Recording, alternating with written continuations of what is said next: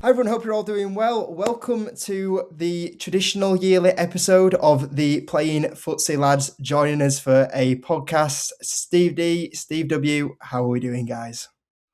Good, doing good, Jacob. Thank you. Nice to be here. Always nice to be here this time, pretty much every year to, well, in my case, mostly talk about things that have gone wrong in the last year and express a kind of blind hope that things will go better in the future. This is pretty much the only podcast that I do any guest stuff for the combination of I refuse everything else, or at least I would if anyone ever invited me. But it's always exciting to be here. Always nice to be talking to people. Looking forward to getting started in another year. Steve, how are you? Yeah, not too bad, Steve. I've had a busy day of building IKEA furniture. That has some of it has turned up and some of it hasn't, so that's been fun. I've probably got a shiner coming. I don't know if you can sort of see it under my eye there, but I was sort of building it sort of slapdash as fast as I could, and a panel fell down and hit me in the face on the corner, and I had quite a decent amount of claret. But it hasn't spoiled my good luck, Steve. I'm still feeling wonderful for the year ahead. How's your week been, Jake? How are you enjoying being a father? I was just wondering then before recording, I just found out that Steve has a £1,000 chair in his corner, and then I thought it was going to break to me that he was building some new IKEA furniture to replace his £1,000 chair in his corner. I was thinking, what has just happened here? Why did we miss that part off before the recording? I'm supposed to be the working class one. Don't spoil the narrative. All right, Trading 212 sent him that chair. Yeah, it's been going all right, to be fair. The first few months haven't been too bad, but I don't know what has happened in the last 2 weeks. I don't know if it's some of these illnesses that are going around, but the last 2 weeks have very much lacked a lot of sleep. There's hours that I've been up that I would not like to be up at. But apart from that, it's been okay. She's certainly enjoyed the wrapping paper more than the actual toys over Christmas, which is one of those things, I guess, overall. But apart from that, can't complain too much. She's not at nursery yet, because when she gets to nursery, you'll begin to understand what illnesses really are. You'll get a new one every week. It's like the reward, isn't it? They bring home, here's a very nice painting that we're going to have to put on the fridge, and also this illness for you. Yeah, she goes to nursery in February, so she's getting close to when she does start, to be fair. That'll be exciting. You can have some Father's Day cards and you can try and work out which way up they go from the picture on the front and stuff like that, or what they're meant to be, or anything like that. I would say that we get quite a lot of stuff coming home here, but I mean, my little one gets the blame for most of it because he's in nursery, and rightly so. This ignores the fact that I work in a university, which is also full of germs and a pretty good place to catch all kind of things. But yeah, welcome to that club. Excited for 2026 for you. Get yourself a big supply of Calpol, mate. That's my answer, because and some for the little one as well. Yeah, and some whiskey for the little one. Great stuff. Well, I think this is normally this time when you guys go onto the cricket section, but because you guys are on my show today, we are skipping past the cricket section unless we're going to an actual decent sport that's worth talking about, guys. Well, all right, we'll talk about cricket then. I'm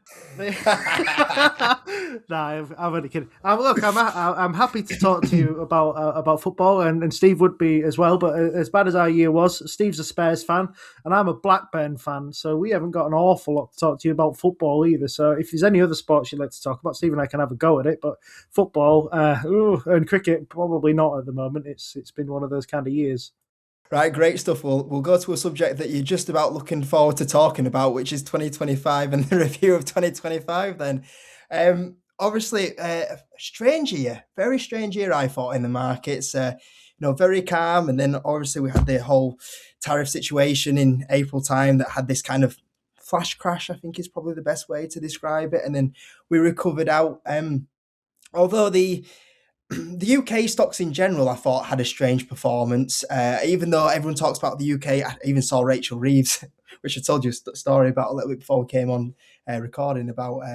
She actually put a post out today claiming the FTSE 100s got to record highs, but I think mostly is that because of a lot of international exposure. I think when you look at some of the more based UK stocks with UK-based revenue, it hasn't been an amazing year for UK stocks. And then with the US stocks, even though it seems like, the words, bubble is getting mentioned quite a bit. I still look around a lot of these US stocks at the moment, and I'm just seeing still a lot of opportunities out there for, what people say is rich valuations, and it seems a bit of a mixed bag overall. But with 2025, what were your guys' thoughts? Was it kind of like a market you were expecting? Was it not? Where were you at with 25? I think based on our prediction success rate, you have to say it probably wasn't a market we were expecting, at least in some cases, or some big exceptions to the market we were expecting. I mean, my summary was from the UK cyclical stuff did very well, or stuff that can be very volatile did very well. So Fresnillo ran away with gold and silver going off on a tear at the end of the year. Fair enough. People buy that stock presumably because they think gold and silver are going higher, and they did. And you're allowed to be right about these things. The banks did very well because things continue to push along nicely for them. Rolls-Royce did very well because of higher defence spending. BAE Systems did very well because of higher defence spendings. It looked to me like there were, across the board, especially in the UK, some pretty clear themes that pushed stuff higher, and some what I consider quality, but I mean, I would say that I own this stuff, got largely left behind as it went wrong in the US for them, with tariffs to a large extent, inflation to a lesser extent, import taxes, all those kinds of things being an issue. I mean, over in the US, the story was, certainly in the economy, was really AI or nothing, with the potential exceptions for defense and GLP-1s if you found yourself in those sorts of spaces. But when you look across the rest of the economy, apart from AI, they went backwards, but AI went forwards at such a rate that they were allowed to, that basically pulled everything higher, which kind of undid Steve's, well, it didn't quite undo Steve's prediction. He was still right on his prediction for the FTSE to outperform the S&P, but he was, in the details of that, he was expecting a weak year for the S&P, and it's actually a pretty good one, but that's only because it was pulled higher by AI doing virtually all the kind of lifting. And if you weren't exposed to that, or weren't overexposed to that to some extent, you largely got left behind. And in my case, it was a handful of absolutely dreadful performers that ruined some pretty good ones. Otherwise, stuff I had did fairly well, but more stuff I had did really badly. And when you're trying to chase down 22, nearly 23%, I think, from the FTSE, and you've got two big things that are both down about 20-30% or so, it becomes very hard to go and haul that in, and that's why I ultimately got nowhere near it. Steve, what did you think?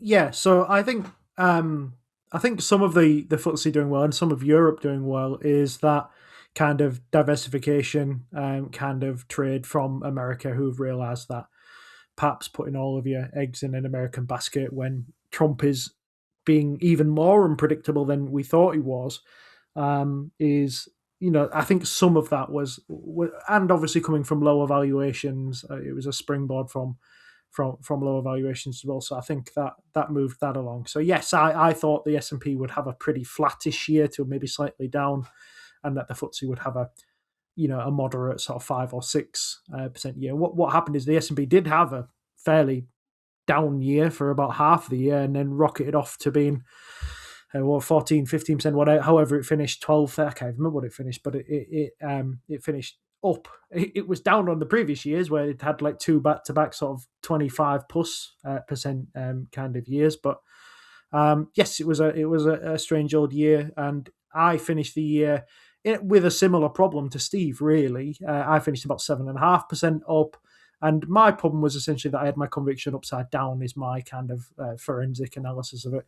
The stocks at the top of my portfolio, Amazon, LVMH, and Adyen, didn't have very good years. The sort of middle of my portfolio, the sort of Vistry, Mid-American, Four Corners, didn't have very good years. But the bottom end of my portfolio, the sort of Transmedics kind of end, the Progeny, those kinds of companies did really, really well. So yes, it was just a bit of a upside down conviction kind of issue for me. Not really something that I can or want to address, really, because there's a reason that I only want 1 or 1.5% of my money in Progeny, or 1.5% of my money in Transmedics, and it's because they're incredibly volatile stocks with a lot of things that can go right and a lot of things that can go wrong. So am I particularly upset about it? No, but I guess it's time for you to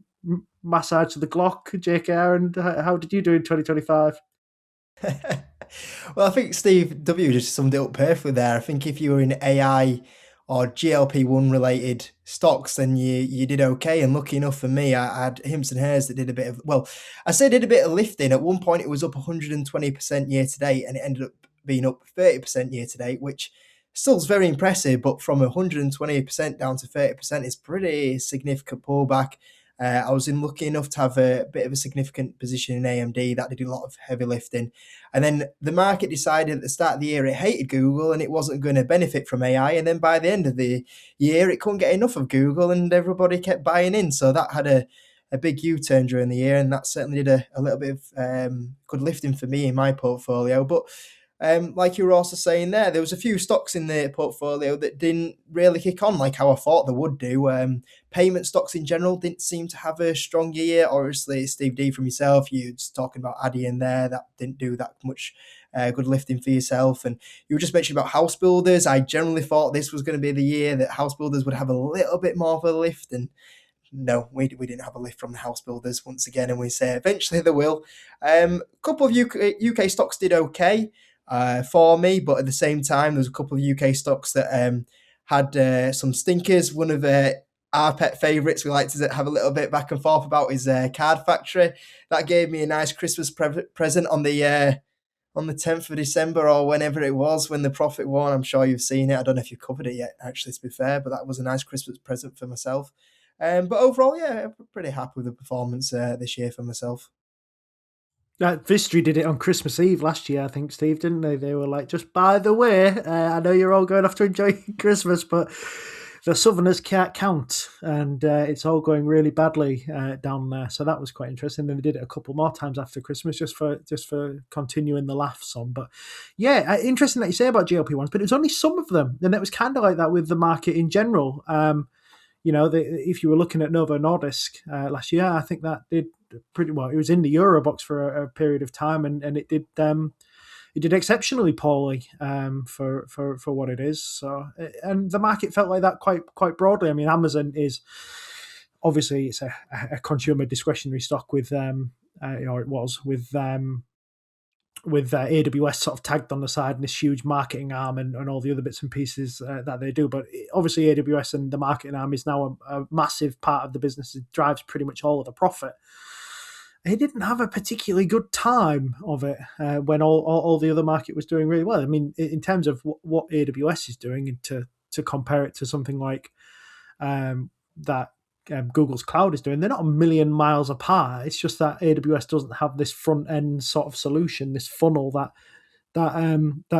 Google has, this sort of agentic or attempts to be agentic AI offering. So that's kind of our probably leads us on nicely to the 2026 part as well, I would guess. But that's kind of the trade that I think moving onwards is going to sort of unravel over the coming year. I think that the broadening of the kind of AI trade is going to start to begin to happen. So I think one of the predictions I made at the beginning of the year, and again, Steve and I only make these for fun, they're not something we actually really think are going to happen, although my portfolio certainly hopes it.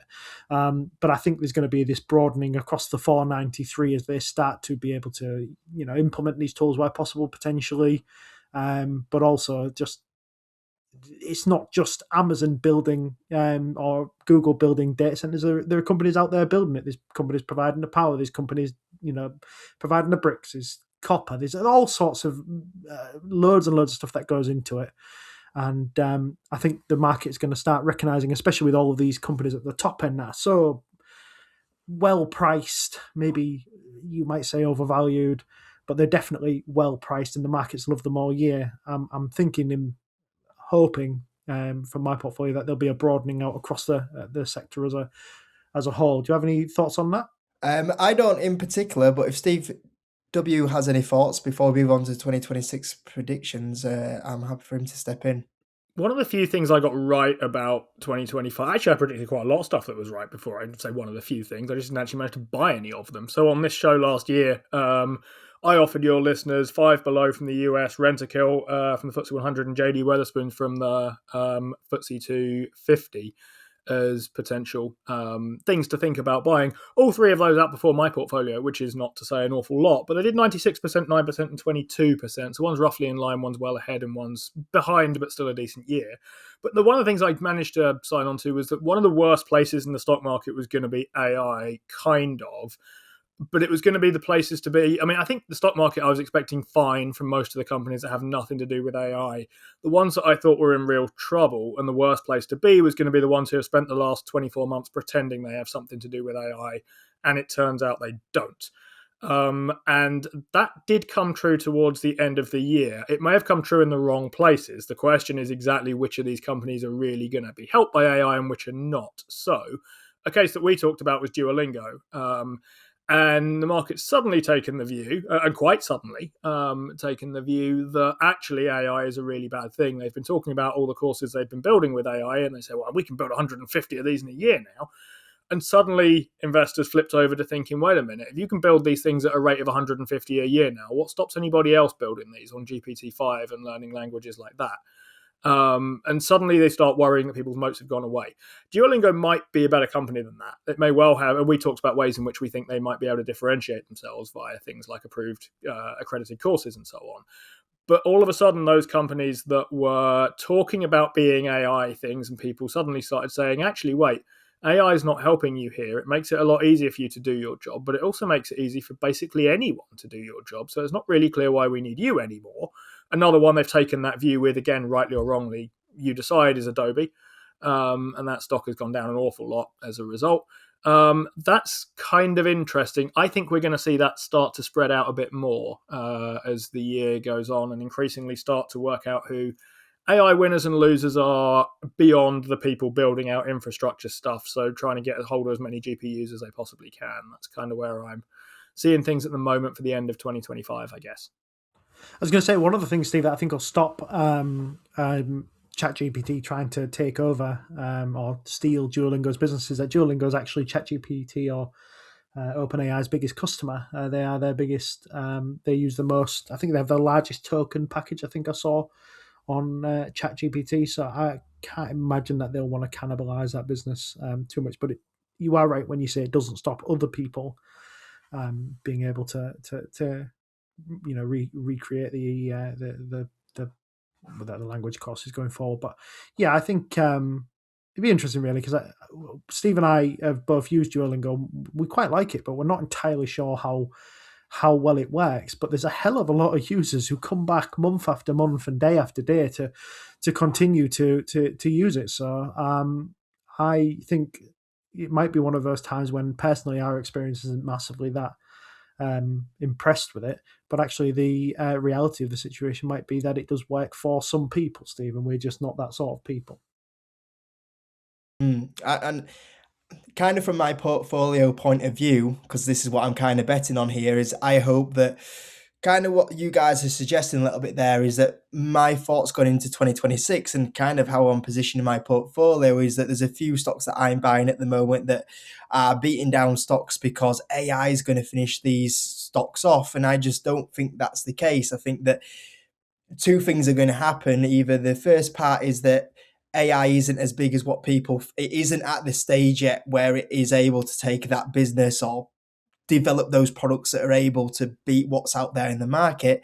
Or the second point happens where it realizes that these companies like Adobe, for example, aren't just going to sit there and go, oh, AI is going to disrupt us, so we're just going to let them take all this market share and we're not going to bring out our own products. And when Adobe has the money they have and they are going to invest into their own products, that's going to let them at least be competitive in this AI market space. So, I know you guys have some of the same feeling, and obviously Adobe's one that I'm buying, but I know yourself, Steve D, you position yourself in Monday.com, which I think is, once again, that's another company that has the AI is going to disrupt it vibes around it at the moment. And I don't think that is the case, certainly with Monday.com. But going into 2026, that's certainly where I'm positioning my individual stocks. But performance-wise, I don't really know where I mean, that's a cop-out answer, isn't it? I don't know where the market's going to go in the next 12 months. But, I mean, I think we're due a red year. And whenever you say that, people automatically go, 20-30% down. And I don't think that, maybe just, single digits, because I just look at the valuation we're at. I don't know how we can keep going up in that sort of valuation. The economy seems to be weakening out there at the moment, when you look at a lot of the data out there. But, with the changes that are happening in the Fed, is there going to be more cuts coming next year? Is that going to potentially stimulate the economy? I'm looking at the midterm elections. I like going off historic data, and historic data says is a year where we have midterm elections. It's normally a positive year for the market. I think the average return on midterm elections is like 15-16%. And will the market react to that and go, oh, well, Trump's going to have less power going forward, so he can't do those wild decisions like tariffs going forward. So that's going to calm everybody down. So honestly, I look at the market, and my feeling is that I do think at some point we've got to have a weaker year in the market, but I do also see the catalyst where we could have something positive happen. And like I was just saying there with some of the stocks here, there's certainly stocks that are, while the S&P is at 52-week highs, there's a lot of stocks out there at 52-week lows that could potentially do a bit of heavy lifting in the next 12 months. So I don't know if any of you guys want to add anything onto that for 2026.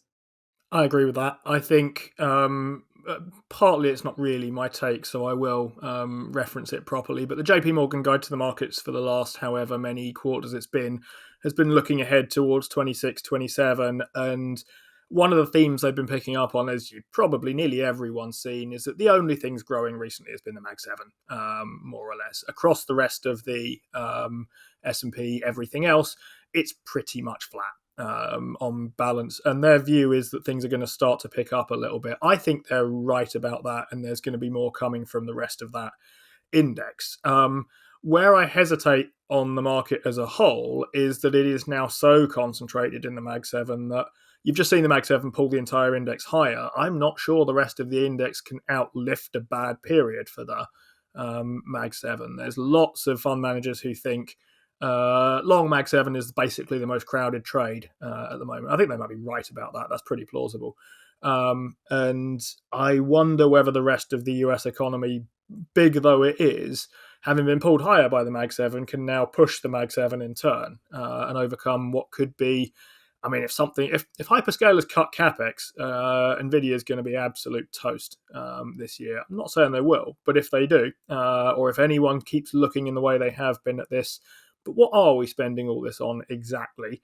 Thing a bit more closely. And one domino that might fall there is OpenAI. I'm of the view that that's a mess.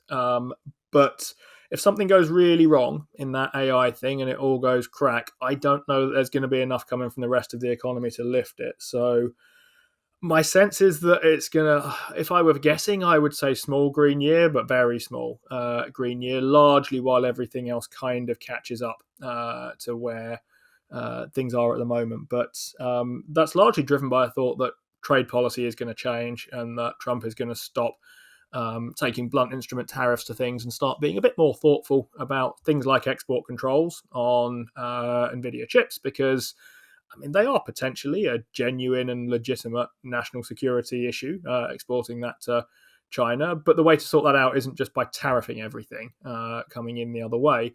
And I think being a bit more fine-grained and a bit more thoughtful about that, probably as a result of some advisors, is going to be helpful to the underlying economy in the US a bit more. We can talk a bit more about things that I think might benefit specifically a bit further down the line. But I'm a bit more positive, but I find it hard to see how, with the Mag 7 and so much of that S&P 500 so far out in front, if that does falter, I don't know. I think the rest of the economy can do enough lifting to save it. Positive though I am actually on the rest of the S&P 500. It depends for me, Steve. So I would say it depends. So Mag 7 earnings growing at 30% last year and quite a bit this year as well. The other 493 earnings are flat and flat again. But actually, in this year, the 493 is expected to see accelerating earnings growth, and Mag 7's growth should normalise, or at least normalise a little bit. And this could end up being a little bit like the, but a very concentrated version of it, a bit like the tech wreck we experienced after COVID, where there was a lot of companies in there that were saying, like, look, you guys keep telling us you can make money, but until you show us, your stock price is going to start going down. And a hell of a lot of companies started to basically switch the way they were doing things. They fired a lot of people. They cut the hiring programs. Benioff took on Elliott management onto his board and had to get rid of Matthew McConaughey, and he went from 20% growth to 10% growth to trying to sort of service those people. So I think that could happen with quite comfortably with all of the companies in AI, especially somebody like Zuckerberg, who is spending billions and billions and billions on stuff. And when they say to him, "What's the product?" he goes, "I have no idea, but we might have one in the future." That sounds to me like what was happening during the tech wreck. So look, I think that can unwind as fast as it has built up, and I wouldn't be shocked to see some valuation reducing in almost all of the Mag 7.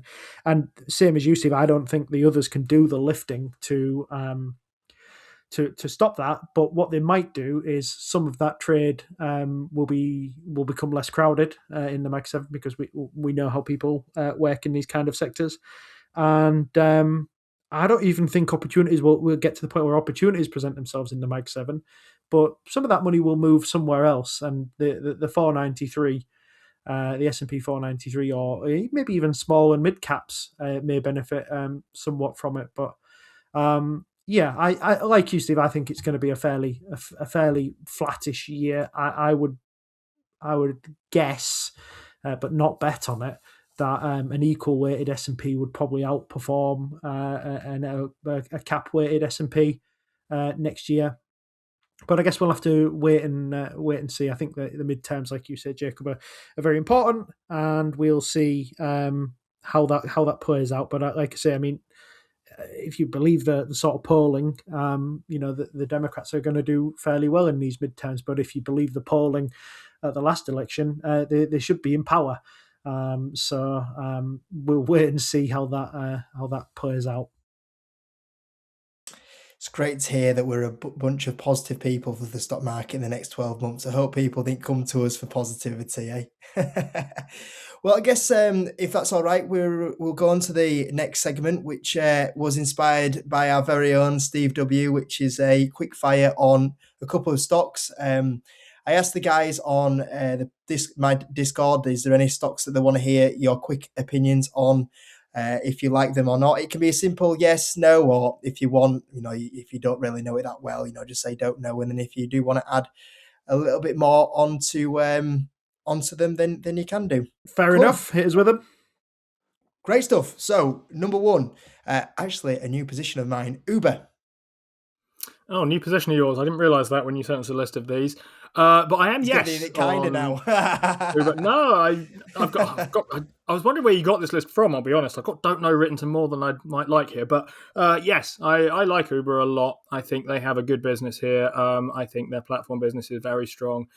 Anecdotally, they've got one more user than they had this time last year, because I've signed up, and I'm really impressed with this thing. Oxford, where I live, hates cars, and as far as I can see, they're expanding very, very impressively. I think autonomous driving is likely to help them more than harm them here, and I think there's a lot priced in terms of damage for them. So I'm yes on Uber. Yeah, so I'm a maybe on Uber, because I think it's quite it's a pretty big company already. If I remember, I was pulling it up then to see how it did last year, and it had an all right year last year, Steve. It was up 32.5%, 33%. So we would have taken that, just 1% of our portfolio in it.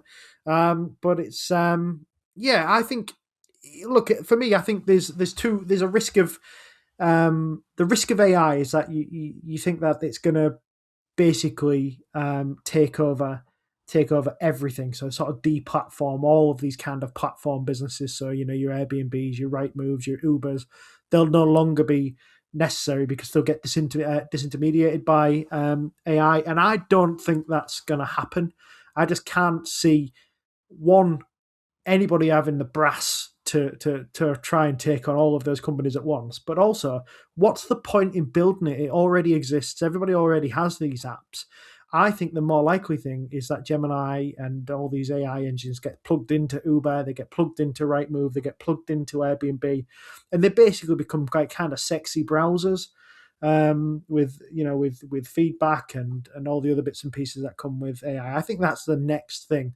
So that's why I would say I'm sort of mildly in favor of Uber at the moment. I can't remember how it's trading in terms of its valuation. I'm sure you'll be able to tell us, Jacob. But yeah, I think it's gone from a business that I thought was a load of nonsense to a business that I think makes a lot of sense in quick time, really. And the CEO's name escapes me, who took over from was it Travis Kalanick? Is it who used to be? I feel like he might be an American footballer or something, or someone who's married to Taylor Swift, but I'm sure it was him. He was a nutter anyway. Is it Kosakowski or something? Anyway, yes, I'm mildly in favour of it is where I would be. Fair enough. Yeah, it is a pretty decent valuation at the moment. I think it's 15 times earnings, but it has got a tax benefit on it. So I think when that goes out next year, it'll be about 23 times earnings, which I think is very fair for a company that's growing about 20% a year, in my opinion. Next one, I know you guys have indicated that you don't have too much opinion on it, but Shift4 Payments, any thoughts, or is it one that you just want to skip past? Going to flip this over to our payments expert, to be honest. Steve has strong views on payments companies, but I'm not sure this is one of them. Yeah, it's not one that I know that well. My kind of overarching opinion of all the payment companies is that there's some very good ones in the market that people overlook, and I think Adyen is one of them and Stripe is the other.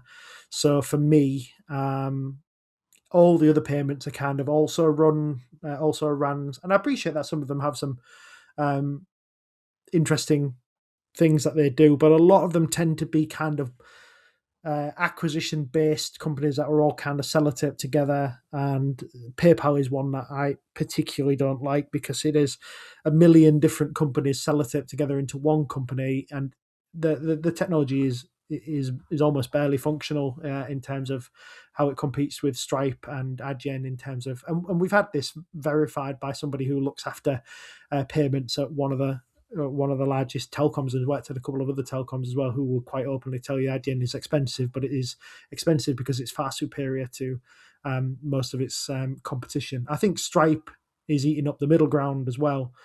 So I worry about all these other ones is basically my long story short here. So I would be avoiding Shift4. No problem. Switching to, oh, by the way, I just want to say, I know you guys mentioned Klarna as well on your show a couple of weeks ago, and I know you guys were quite interested in Klarna. I've got to say, it's one that I'm watching after the IPO as well. It does look interesting. Sorry, just wanted to jump that in there while we're on about payment companies. I think. Oh, wait, are you committed to it? No, but I think I might. Yeah. It certainly looks interesting. I think when that lockup period expires for it, it's one that I could be interested in. Moving to the UK anyway, JD Sports, is that valuation tempting you guys at all? I haven't looked at this in about 9 months or so, and when I looked at it, my thought was, this has gone down a lot. And then I looked at their results and I saw why, and their like-for-like sales were not just bad, they were negative.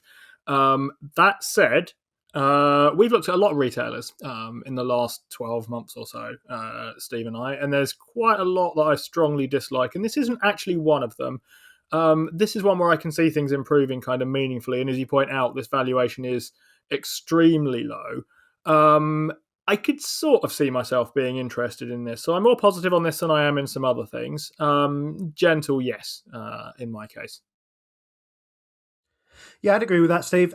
It's halved in the last 5 years in terms of its share price, and I actually think it's a much bigger business than people give it credit for. When I looked along the revenue numbers, and I was kind of shocked at how big it actually got. But I'm mildly in favour of it, but it's not anything that I would be in a particular rush to go and buy. But yeah, I think that the concept has been proven by your Foot Lockers and your JD Sports and these kind of brands, is that the Nikes and the Adidases who thought they could cut these guys off can't. So perhaps there is a weak moat there of a sorts that people do still like to go to these places and buy their shoes, and JD Sports do Nike and Adidas a service by getting rid of some of that inventory. Yeah, I think Steve W just summed it up perfectly there. That you can see why the stock is down when you look at the latest results. They have not been amazing. But like you just mentioned, Foot Locker, I think it was bought out for about 15, 16 times earnings. And JD Sports is currently, what is it, 7 times earnings? And JD Sports has a lot better balance sheet than what Foot Locker did, I'll tell you that. And, you got the catalyst now that a lot of the revenue comes from the US. The majority of the revenue comes from the US. So you've got a World Cup coming up next year. It certainly is an interesting one. United Health, I was not personally brave enough to buy this myself at the time, but where are your guys' opinion on United Health right now? I'm glad you said that. I was worried you were going to say you've just started buying this thing. No, from me, massive no. Probably the strongest no I have of all this list in front of me here. There is way too much that worries me about this. And maybe I'm wrong to worry about it, but if I'm wrong to worry about it, it's a sign I don't know this business well enough. Where I'm at the moment, I'm worried about V28 recalibrations. I'm worried about the way they're reporting income from what I've heard of things. I'm worried about the way they're pushing sales across to Optum to try and make that part of the business look like it's growing more than it in fact is. I don't really have much proof of any of these, apart from the first one is fairly visible. But I've seen reports on this that say they're sticking asset sales through operating income to make operating income look like it's higher than it is. Absolutely not, in my view on this one. So no is the short answer. I'm just going to go with don't know, and it's not that I don't know. It's that I'm just sitting on the fence on it. I think for the right person, there's definitely a case for having a swing at this if the problems Steve mentions aren't true. But the problem is that they do sort of look like they are, and it does kind of look like it's been going on for a while. So yeah, I would go with I don't know, but it's don't know for myself really, not don't know for others. Yeah, I think I like sleeping at night, or what sleep I can get at the moment. And I think if United Health went into my portfolio, I think that would add to my sleeping problems if I knew that was in there, because I would not know how that was going to play out. Um, I know you guys have covered this one quite a bit recently, haven't you? Novo, what is your current thoughts on Novo at the moment? Steve's more interesting than me on this one, but I'm a tentative no. I realise it's fallen an awful long way, and they still have a very good insulin franchise there, but this isn't an area that I tend to be massively excited about or think I know enough about to get involved in. So I'm aware that other people disagree with me on this, and I find it hard to argue against them in a convincing way. But I don't have a particular interest in this one, so I'm a no on Novo. So I actually think this is in a more interesting position than it was at various points last year, and I think that's because they've kind of got. So the issue I had with it essentially is that if you go to order a weight loss drug on the internet, it says they're not advertisers. Would you like Novo Nordisk's product, or would you like Eli Lilly's product? It is. Would you like to lose 20% of your weight or 15% of your weight? And for a long period, for last year, these were the same price. So it's basically like someone saying, "Would you like the worst drug or the better one?" And that's not actually the case anymore as we go into the end of the year because of Trump. The Monjaro in the UK has shot up in price. It's about £350 ish for the maintenance dose, which is the one that they're going to rush patients onto to help them lose weight. Wegovy, the Novo Nordisk drug, is about half of that price. So now you're saying to me, would you like to save half of your money and lose weight a little bit? So it's a different kind of story. Nova also has got an oral solution and a tablet form of the drug across the line. So that takes out the people who are like needle phobic or just don't want to do that. That helps that aspect as well. So look, I think Novo Nordisk is in a much more interesting position than it was. But my answer is going to be I don't know, because I'm not entirely sure what's going to happen moving forward. Steve, did you say 350 for the Eli one? Yeah, I think it is something along that kind of level. 350, that's like a third of a chair. Sorry, carry on. I was more impressed that Steve went with the D word on a recording. I could feel the YouTube strike coming in when he said that D. I thought these Hull folks are brave saying these D words on a YouTube video. I could feel the demonetization coming in already after that word. I was like, oh. We are posting it, mate. It's going on your channel. I'm going to follow it with a Trading 212 sponsorship ad afterwards then. I'll have to edit that bit out.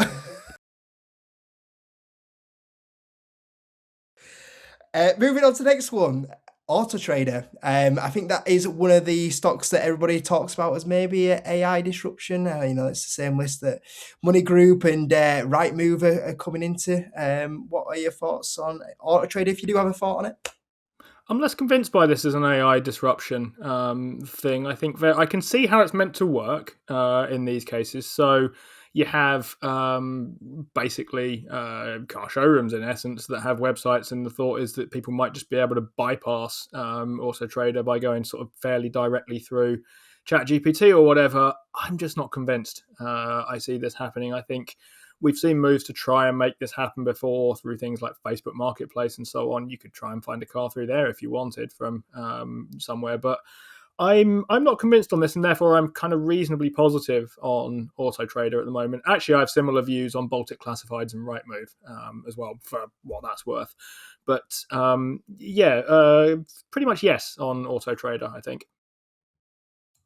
I'm fairly positive on this. I think I would go with a mild yes as well. I think for the same reasons, really. I think this sort of disintermediation trade is gonna fall to bits soon. I think people are going to realise the value of it. But look, I think this AutoTrader still trades about 17.5 times earnings after what is a pretty poor year. So it's not exactly something that's jumping out at me as being massively cheap at the moment. So I'm mildly yes on it.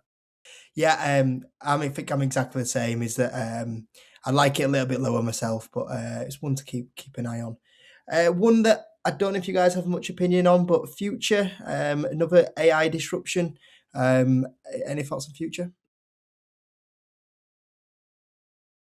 I don't have a view on this. I keep forgetting what this company is and does. I've heard it mentioned in a few places, and I've seen it show up in a few portfolios that I follow. So I'm sort of vaguely interested in having a look, actually, from that regard. But I'm not there on it yet in terms of having a view as to much about this at all. To be honest, Steve.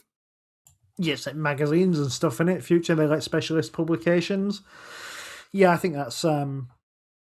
I think it's a fairly dead kind of business. I think I seem to remember didn't they change their CEO just as they were about to put out or they put out some earnings that were absolutely awful, and the CEO resigned as part of the earnings, and they've appointed somebody who so I think it's an internal promotion, but I think that's a very, very tough job, and I'm more than happy to collect like the I can't remember her name did a Diageo, just collect sort of 6 months' wages and get a massive payoff at the end of it, which is what I think is going to happen in the future, because inevitably this business is going to fail, and I think I can't see myself buying this one at all. Fair enough. Diageo's on the list, so I feel like after that comment, Steve, we've got to jump to Diageo. What are your current thoughts on it? I'd very much like to jump to Diageo next, because the next one on the actual list is another one that I don't know about. So let's talk about Diageo in that case. I was starting to worry about this run of things I've not heard of. Diageo, it depends on whether you're asking about 2026 or further beyond. In terms of 2026, my view is no. I quite like the new CEO. I think things are going to get better in the US. However, I was looking at one of the metrics I like to look at for Diageo is the US wholesaler inventory to sales ratios, and that is as high as it's ever been. And I think the first thing that needs to happen is that inventories at wholesalers need to come down out of the US. And while that still is the case, I don't see things picking up. I mean, that's the first step to moving in the right direction, and I think we might well see that in 2026. So inventory levels starting to come down a little bit here. But I don't think 2026 is the year they recover. Sort of slightly further ahead, I'm a bit more positive, actually. So if you're looking for a stock that I'm going to tell you is going to go up in 2026, I'm not sure Diageo is the one. But beyond that, yes. I can't make sense of the data is my issue with Diageo. Essentially, we're getting told that the new generation who are getting to drinking age aren't drinking, and then we get told that they're having an existential crisis and they've started drinking. And then when you look at the data that was going into the sort of holiday celebrations, that generation of kids is not drinking. So it's tricky for me. I think that's a big problem. Essentially, if the next that this is a stock that needs each generation to continue to drink to excess in order for them to continue growing, and at the moment that isn't happening, and the rest of the population isn't making up the slack. So yeah, it's a no from me, and it was a no sort of about 3 months into last year when I sold it. Yeah, I do like some of the brands, especially the Guinness brand. In not just personally, but I think it's worth a lot and a very popular brand at the moment. But I do believe in the trend that young people just aren't drinking, and that does make me nervous. And I know there's a few, like you were saying there, there's a few different things coming out saying, oh, they are drinking, they're not drinking. But from my personal experience, I think it was a year ago, 2 years ago, my little brother's at university, and I went round to see him, and his mates were there in the flat, and they were saying, "Oh, shall we all go out somewhere?" And I went, "Okay, let's all go out." So we went down to one of the local cafes down there, and I went up first to the bar, and I thought, "Okay, I'm with the uni lads here. This could get a bit messy." And I went to the bar first, ordered a pint, sat down at a table. Next thing, they're all coming around the corner, and they've all got the fancy coffees, lattes, cappuccinos. And I'm thinking, hold on, guys, I thought we were going for a big session here. I've got a pint here. You could have all told me you're all getting cappuccinos and lattes. I'm like, oh, we're not drinking. We don't really drink too much. And that was the big time I went, okay, this is true. They're not drinking, young people at the moment. This feels like a punchline, but it's more genuine curiosity, I promise you. What time of day was this? Shall I tell you the true time or shall I make up a time? Why don't you just tell me it was 11 o'clock and I'll try and work out which one? It was a little bit later than 11 o'clock, but not by much. So I'll skip past S3 because I feel like that is one that's probably not worth touching on. And then we'll jump to a channel favourite of Card Factory. Obviously, I know you guys haven't been the biggest fans of Card Factory for a little bit, but I'm just wondering now, the drop that it's been on, it's a 30% drop. It's now 5 times earnings. I mean, is it getting close to maybe you guys getting a little tempted to have a bit of a turnaround punt into this one? They've acquired Funky Pigeon as well, I think, since we last spoke on this thing. So they're now in the kind of online-y space too. I promise I won't just spend the rest of this show plugging our channel, but we've only talked about it once on PlayingFTSE, and I think Steve's response deserved to go viral after I'd spent 8 minutes explaining why this was actually kind of slightly underrated. Maybe not It quite went a buy for viral me in my back then. Discord, Steve. Don't you worry. It deserved to be honest. I've never seen, I don't think I've ever seen anyone as kind of passionate about anything. I thought my initial reaction was that I thought his cat had been run over by a greetings card or something like that in a previous life or whatever. Look, my view on Card Factory is I actually see a decent amount to like here for the price, but the slight snag I have with it is related to the fact that I'm not an activist investor to start off with. And if I were looking at Card Factory, I would like to see them close down all of their stores, sell everything through Aldi and their partnerships move, and or online. I find it hard to justify running a store footprint like they have. But I don't think they're going to do that. And that means that I'm probably a no on this. But I think there's things to like here. I like their move into online selling. I really like their partnership with Aldi, as I have said several times since I've spoken about this stock. The trouble is, the bit I like less is the sort of everything else of it. And I would be happy enough to take a view in the right circumstances that said, well, you probably get all the bits I don't really like for free, so they don't really matter if you just think an Aldi partnership is strong enough to justify the current share price plus Funky Pigeon for what that's worth. I don't like that name very much, but you can rebrand that. It's a working online thing that they got out of WH Smith. They pretty much gave it away, I think. So that's a pretty good deal from your side of it. Bad from my side, WH Smith shareholder. But we've been giving everything away out of that company recently. But yeah, so I kind of lean no fairly gently. And with that, I pass to my colleague. Cards are shit. I'm heavily in. I'm heavily in the know. I was going to say, let me get my helmet on 1 second. Well, Go on, Steve. Gosh, you know when you say like when you talk about it on your channel, you say like, "Oh, I was in Card Factory the other day, and I was getting my 7 cards for £1, and I was like, it was really packed. God, I can't imagine anything worse. Like, I just hate cards so much, and I hate receiving cards, and I hate having to give cards. And I feel like I'm not on my own in this. There must be other people who feel this way about cards, and I appreciate that it's incredibly cheap, but I just don't think it's cheap enough to sort of like get over the hump of hate that I have for cards. So it's a no. It's a no from me. Love it. Absolutely love that. I'm just so disappointed at the amount of time Steve W was saying Funky Pigeon and he never did it in the funkypigeon.com. He never said it once. I Yeah, thought it was all I can going to, hear. I thought it was coming, Steve. I have less desire to go viral than you people do. But same time next year on Card Factory then. Great stuff. Last one, I just want to ask, and a little bit towards Steve D here, because I know he was a shareholder of this one. Deckers, it's had a bit of a significant pullback recently, I believe. Is there a temptation now to re-enter into Deckers, Steve D? And Steve W, have you got any thoughts on it at the moment?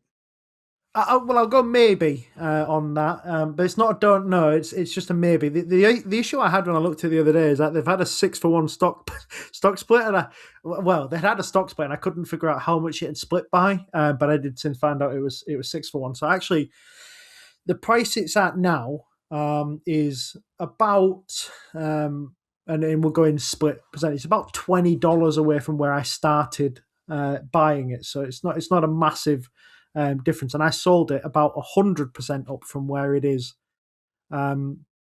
today. So I did make a fair amount of money on this one, but I am tempted by it, but I don't love all of the brands in this portfolio. And Steve and I sort of clamoured for them to go out and buy something else to go with this brand, and we thought when Doc Martens was having its turmoil that would be a really good brand to stick in with Doc Martens, Uggs, and Hoka. But yes, the issue I think they've got is that Hoka has started to slow down quite a bit, and Ugg is doing okay. Actually, he's making up the slack. The rest of the brands are all rubbish, and I'm mildly interested in it when I had a look at it the other day, but not made a decision on that yet. Is that something you're going to go out and buy? Me personally, I'm watching it. Like I said, the Uggs brand actually looks particularly good. The thing that's making me nervous is the slowdown that's going on in Hoka at the moment, and it's getting lower and lower. And I'm thinking, is there a point where this starts going negative, or are we going to start leveling out a little bit at the moment? And that's personally for me the big sticking point that I'm looking at is that Hoka brand. But the thing that I am really liking about them is that they have a lot of they throw for a lot of profitability.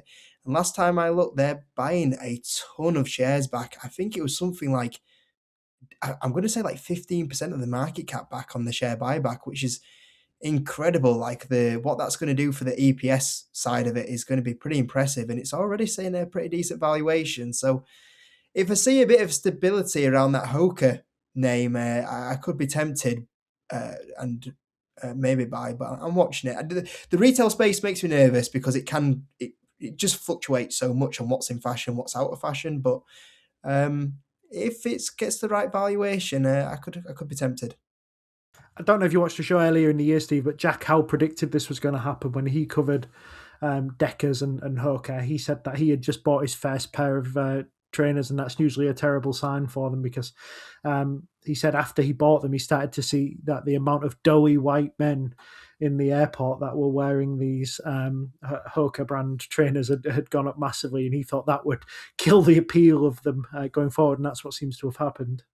Yeah, he said he was historically a New Balance guy, I think, and had just moved across into Hoka's, and I do see that. So yeah, I think that's an interesting data point to try and follow, isn't it?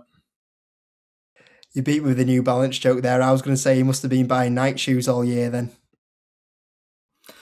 I like Nike. I quite like this space in general, by the way. I'm a yes on Deckers. I am positive on this. I was looking for our show an outperform pick for 2026.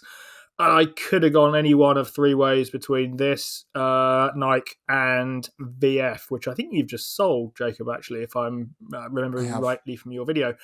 I went with VF. I think that's got further to run as a turnaround. I eliminated Deckers mostly because, and this is kind of a slightly mean reason to eliminate something, but I don't think they've screwed up as much stuff in the last few years as VF historically have and Nike historically have.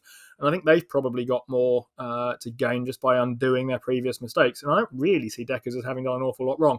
But I'm positive on Deckers and positive on this area in general. Great stuff. Shall we move on then to, we've all made a UK stock pick each. Would we like to move on to those UK stock picks? Yep, can do.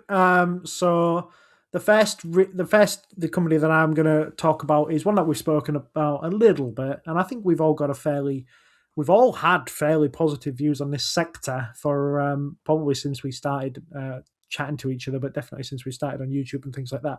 And it's from the house building sector, so it's going to be Vistry Group that I think stands apart from the traditional UK house builders like Taylor Wimpey or your Persimmons and what have you, because its business model is a little bit different to them, and you give up something to get it, but it makes it makes for a very interesting business moving forward. So Vistry is a partnerships only business model. They switched to this in sort of late 2023. They're kind of rebranded as this high volume capital light construction platform rather than a house builder with offtake. And the reason they've done this is because it basically aligns with government policy and previous government policy and probably the next government policy, whoever that is. But they basically want to be the primary beneficiary of this need or want to build 1.5 million homes. And the model is sort of synced with the sort of 39 billion social and affordable homes program, which makes it the kind of de facto delivery arm for the state. And unlike traditional builders who have problems that when rates rise, Vistry's partner-funded units, which is over 65% of its output at the moment, are already pre-sold buildings. So the houses are pre-sold to housing associations or local authorities, but also to private equity or build-to-rent or things like that. So basically, Vistry, unlike your traditional builders who they take a site, they take an option on the site. Now they don't buy the site, but they take an option. They take it through planning. They get planning for however amount of homes, and then they start to build the homes. When the homes are finished, they invite people to look at them, and then maybe 5 or 6 people view them, and then they sell them. That's not what Vistry does. Vistry gets an option on some land. It says, I want to build 65 homes on this land or whatever, or 500 homes on this land, and then it turns around to the local authority or to private equity or to build to rent people and says, right, I'm going to build 500 homes on here. How many of them would you like? And they come back to them and say, well, we'll have all 500 or we'll have 45. And they basically sell a lot of them, and then Vistry build the homes. So they have a kind of guaranteed floor for revenue, even on open, sluggish markets. They've got one of the biggest order books in the sector, about 4 billion, which gives you really good earnings visibility that their peers lack. Now, the problems with it is that they've got the trade-off for security is profitability. It's always going to be that. And partnership margins are about 10 to 12%, and that's significantly lower than what the house builders get. In a good market, a house builder can get you 20+% margins, and they can get better than that during booms. It can get to 25+. So that means Vistry has little room for error if build cost inflation spikes, which is what it did over the last sort of year or so, and a couple of years. And the one particular department of Vistry did a very, very bad job in trying to cover that up. So there was a string of profit warnings starting on Christmas Eve of 2024. And then, over the next couple of months, there was further underestimated costs in certain divisions. Some investors warned about internal controls. This one Vistry kind of policy came up where they've kind of the management team has taken a more active role in all of this has come, and I think they've got to prove that they've kind of stabilised that kind of the business. And obviously there's this dependence on the public sector money. They call it trickle rather than torrent, but if the money comes faster, Vistry's growth will get better. If it comes slower, stall. But yes, so I think it's a pretty impressive looking business model. The market has kicked the ass out of it over the last couple of years. I've not suffered anywhere near that kind of amount. I bought it I bought it quite well. I think I'm mildly green on it or something like that. But it's a very, very impressive business. Just to give you an idea of why it's attractive to you, because they don't tie up these millions and billions in massive land banks and in the development process, it uses significantly less capital. So the company thinks it can get about 40% return on capital employed, which is double the industry average. And for investors, this means it can continue using its own cash flow rather than having to take on debt, especially when it gets a bit when it gets a bit stinky. And the best company to compare it to, I would guess, is one that Steve and I absolutely love in the US. It's NVR. They used a similar sort of capital light model to become one of the best performing stocks in the S&P 500 over the last couple of decades. And the bet here is that Vistry will be able to replicate this asset light model and then get obviously the outperformance in the UK. I think the business can generate surplus cash, and that's going to be returned to shareholders via buybacks and not via dividends. They want to give $1 billion back to shareholders through buybacks and dividends over a 3-year period, although this is a bit spotty. It might go out a little bit longer because of the accounting issues we've had. But look, if they can get back to that promise, this company is, it's not an expensive stock by any stretch of the imagination. $1 billion back to shareholders is a lot of that market cap. And I think there's going to be some market share dominance. I think they're going to focus on the unfashionable part of the affordable sector. Could make Vistry biggest UK house builder by volume. Obviously, this doesn't take into account the recent merger from Barratt's and what have you. So, but look, it depends on where and what Vistry can make happen from here. But the scale allows it to negotiate better prices for its materials and could protect these thin margins that I mentioned when I was talking about the sort of bear case of it. But in terms of its valuation to its peers, you're looking at about normalised 9.5 times PE at the moment, which you're looking at Taylor Wimpey's or Barrett's or something like that. They're going to be about 12 to 12.5 normalised. There's no dividend for you, so they don't waste it on that. Return on capital employed obviously is twice what you're going to get elsewhere, sometimes even more than that. I think it's a pretty attractive looking business here, and it's definitely really high on my list of things to continue buying in the year. Yeah, I'm a fan of it. To be fair, I'm a fan of the whole housing sector in the UK. I think certainly it's definitely worth having one of them in your portfolio, and I'd put this under the list of one that is worth having in your portfolio.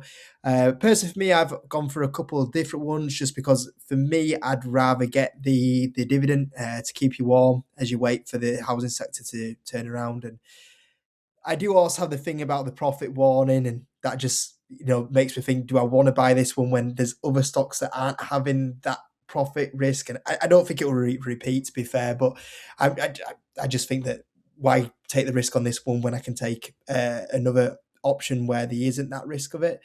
But saying all that, would I own it? I would own it. It is a quality house builder. It's a very cheap valuation, and I think when the rebound in the housing market does happen, I certainly do think it's one that's going that will benefit from it. And I think if you come and ask me, is this going to be higher in the next 5 years? My answer would be yes. So I'm a fan of it. Not one that I'm personally going to own. I've gone for a different option in the sector, but yeah, I like it, Steve. You own 2 house builders, if I remember rightly, Jacob. Interestingly, I like one of yours much more than the other, and the one that I like better is the one that Steve doesn't own. I like Barratt more than I like Taylor Wimpey. I've gone right off Taylor recently. So they've done a really good job of maintaining their dividend, except they've done it by basically selling off their assets, and the market is seeing this, which is why their share price has gone down by the amount of their dividend, roughly, because they realise that this ain't getting covered by earnings, at least for the time being. That might work in the longer term, but I don't love it for now. Vistry, in terms of profit warnings, I also own this. The effect of those profit warnings should be starting to roll off quite a bit here. This came out sort of roughly at Christmas or so ago, and they ultimately took 91 million off their 2024 profits, 50 million off their 2025. The hit to 2026, I think, is going to be 10 million. It's really starting to run out on this, and that means a couple of things. One is that profits ought to start picking up, and you should therefore wonder what's going on if they don't, because to some extent you can explain away low income on the grounds of, well, we had to write away 50 million of it, what we thought we were going to do last year. 10 million, then nothing into 2027, and we should start seeing things recover. The other couple of things, both of which Steve mentioned, but the buybacks are an interesting one. I don't think I've been trawling through their stuff, but I don't think they've taken back their commitment to returning $1 billion over 3 years. Well, this is upcoming as the final year of that, and there's still 715 million of it to go, and their market cap is $2 billion. One of two things is going to happen. That's getting pushed out further, like Steve says, or there's some insane-looking buybacks coming in the near future. My suspicion is it's the first one, but I can't find a bit where they say, actually, because of all the accounting stuff, we're going to back away from that one for the moment. I wouldn't blame them if they did, but I sort of think they ought to have done it by now. This is now getting to the point where accounting issues are wearing off. And yeah, Steve is right. If you want to see what benefits of a capital light business, quick rule of thumb, this is not the formula for inventory turns, before someone shouts at me in the comments about this, but basically divide their revenues by their inventories, and the bigger number you get, the faster they're sending things out. And in general, you don't want stuff being held in inventory because that's where your capital is. You want to be able to use it for investing in stuff or buying back stuff or dividending out stuff or whatever it is you want to do with your capital. You don't want it sitting there in unsold inventory. And when you look at Vistry's inventory turns, that's not the right formula, compared to all the rest of the sector, you can see the benefits of this coming through right there. So I'm also positive on Vistry. I imagine it's going to be this year, but I've been making the case for this thing for a while and I've been wrong repeatedly. So I'm hoping I'm just early. Just before we shuffle on, the other thing that I read at the, I think it was just before Christmas, was that Goldman Sachs and Barclays have both put out some research on Vistry, where they think the earnings growth for 2026 is going to be about 25%. They reckon that 2026 profit could be as high as 370 million. Which is obviously the top end of what you'd be expecting. But on a company that's worth $2 billion, all of a sudden that looks exceptionally cheap. The other thing that is worth pointing out is that they currently complete about 17,000 units a year, somewhere around that kind of figure. They want to complete about 22,000 units per year. So that's a huge increase, another sort of 30 odd percent, 33% increase in the amount of units that they want to create. It's not quite that high, is it? But 30% increase in what they want to go, this point forward. So there's potential here, and I know for a fact, because I work in the industry, they've just bought another offsite builder, one of the biggest companies in the sector, about 180 million of revenue in a year. They've just built some part of their manufacturing arm because they've gone bust. So Vistry are saving that part to do more off-site construction as well, which is really good for margins. So this is a very interesting business. I've tried to price for Vistry before, and the prices they want are very cheap, and they're getting them from someone. There's somebody stupid enough to pay it to make it for that price. So I'm reasonably impressed with it. Great stuff. Steve W., do you want to go across with your UK stock that you've chosen? I've actually got a dividend stock because someone had to. And Steve managed to pick a sector that's famous for dividends and find something that isn't paying one. I went to the other dividend-paying sector, which I normally absolutely hate, but it's insurance. Stock is Admiral, FTSE 100 car insurer, basically. And when I look ahead to 2026 for the UK, what am I expecting? Probably rate cuts, to be honest with you. Growth looks fairly slow. Inflation is coming down. All of that's actually pretty good for the insurance sector because what they largely own is bonds, and the value of their bonds go up when rate cuts come in. And they can, pretty much all of them, skim the excess and return it out via dividends. Admiral currently has a 7 and a bit % yield. The vast majority of insurance things I'm not interested in, largely because they're life insurers, and I don't understand them, or even nearly understand them.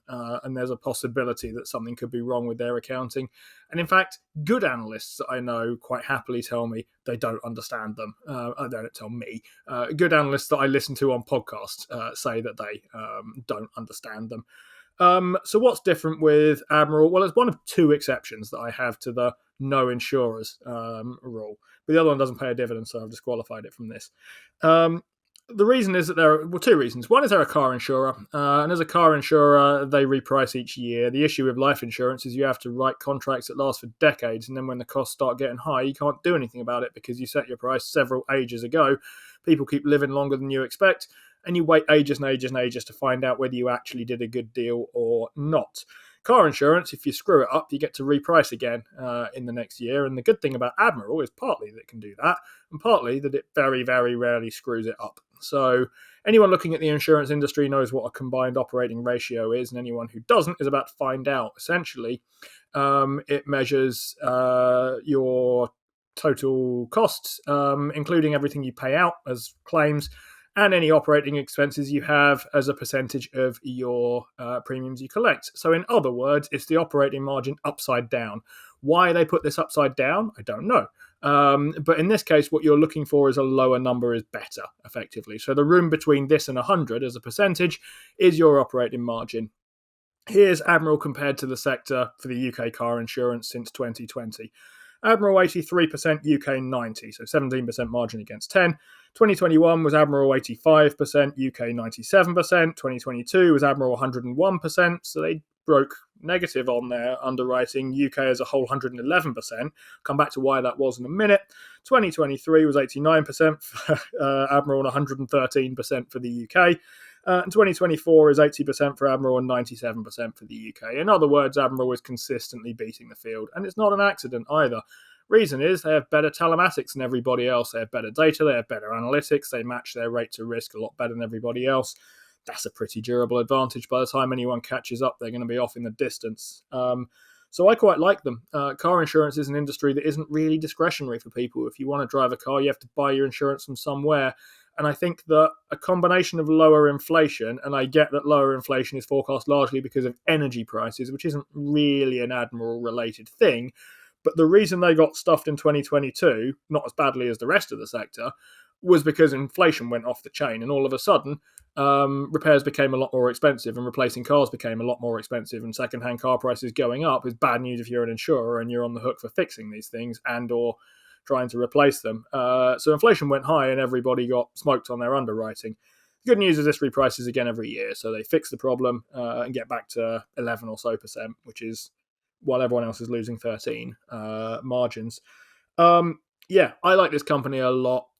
They mix their dividend in with a kind of, roughly speaking, well, there's a kind of basic one and a kind of special one, and the difference is that one of them is essentially what comes out of the underwriting business, and the other is roughly what they have left as a kind of statutory surplus that they send out, and there's a fixed amount they pay out for each of these things. So one year you will see one higher than the other, another year you will see the second higher than the first. That largely moves with things like interest rates and asset prices, is the reason they shuffle around so much like that. But yeah, Admiral is my insurer, one of two insurers that I'm willing to countenance buying. The rest of them can all go to hell, but I quite like this one. Yeah, you know what? It's one of probably the only insurers that I've never had a pretty decent look at, but I was having a bit of a look then when you were talking and making a couple of points about where a lot of the revenue comes from and the UK, of its UK-based revenue. Yeah, it looks like it's been a pretty decent performer in the last few years. You get a lovely dividend, to be fair. The chairman of the board seems to be quite happy to buy at these levels as well. I've noticed Steve just picked up in August time about 119k stake inside the business, which is certainly no buy at all. Yeah, I like it. I don't have enough to comment on how serious I would take looking into it at the moment, but from where I was looking there, it does certainly look interesting. Steve D, have you got anything to add into that? So yes, so when Steve said to me originally that he wanted to cover Admiral on the show, I was like, for God's sake, we're never going to sell this to anybody. And then when I actually did the sort of same thing you did, when I actually had a look at this is a really good business, and they're actually really good at their jobs as well, which is kind of like, I don't know if that should be shocking or not, but the thing I would point to people out is that I think these businesses are sort of perennially undervalued, and the thing I'll sort of tack on to why I believe that is the Direct Line acquisition that completed last year. Aviva acquired Direct Line for about 4 billion quid, there or thereabouts. And that was about 73% premium to where it was trading at that point. And it was only trading a little bit in terms of relative valuation away from where Admiral is. I don't think Admiral's at 10 times. I think Direct Line was around 8 times earnings or something like that. So that kind of shows you that even companies like Aviva, who are going to swallow this business up and then trade at 10 times earnings, see the value in these kind of businesses. And the thing I would point out to people is that Admiral is very good at this. Direct Line was not so good at this. Admiral's a little bit too big to be acquired at the moment. But when we got to the end of this kind of segment, I said to Steve, and I think you mentioned it as well, Steve, is that this is actually a business that Buffett would like in the kind of insurance industry, because the sort of metrics, the key part of this insurance business is, this is a bad comparison, but I'm going to go with it anyway. It's kind of what Geico was like when he went out and bought that. There was a business there that was making a lot of money on its basic operations, and obviously when you start doing that, you can then make money in other ways by being this huge store of cash, and that's obviously that's the longer story, or the short story, sorry, and what made Buffett what he is today. Now, I'm not saying as an investor that's going to happen to you when you go out and buy Admiral, but look, I think this is a business which is very, very underrated in the UK, and I do like this business a lot. Great stuff. Do you want to go across to my pick, which compared to you guys, it's a stock pick that I have made that you both know really well, so I don't think I need to go into detail that much. But the reason why I picked it is not only to talk about it, but to get your current thoughts on what is currently going on with the stock, and if you're currently active buyers, and where you see the business going. So the stock that I have picked is Bloomsbury, which I believe you both own. So Bloomsbury has had a bit of a tough last year, I would say. The stock's had a bit of a decent pullback. Seems like to me the market has gone relatively very short-term thinking. The reason why is because one of its major authors did not do a book release recently, and it seemed to have gone short-term and sold it off and gone, oh, well, these financials are going down, without realising that when one of their major authors does their book release, probably in 2026 or at the start of 2027, there's going to be another big bump up in the revenue and profit. That author is Sarah J. Maas, and her new book, like I said, is coming out probably towards the end of this year or the start of 2027. She's a massive part of when this company seems to go through cycles of revenue and profit booms. I think that on her announcement of that she was going to do a new book, her last book went back to the number one top seller. That shows you the demand that she creates, even with the excitement of announcing a new book. They also have plenty of other authors. J.K. Rowling is one of them. Obviously, the author of Harry Potter. Recently bought out Potter Pockets books, and there is the new Amazon TV series coming out, and hopefully that will help the sales of them, and also the older Harry Potter books as well. They also have plenty of other authors. Some of them have just signed major film deals with Disney. As we know, when some of these films end up being major movies, that leads to a surge up in the book sales and previous book sales. And when they come out and bring the next title in, there's that anticipation now because it's opened up to a new audience. The company's trading around about 11 times earnings, which I think is relatively cheap for this business. I think a fair valuation would be somewhere between 15 times earnings.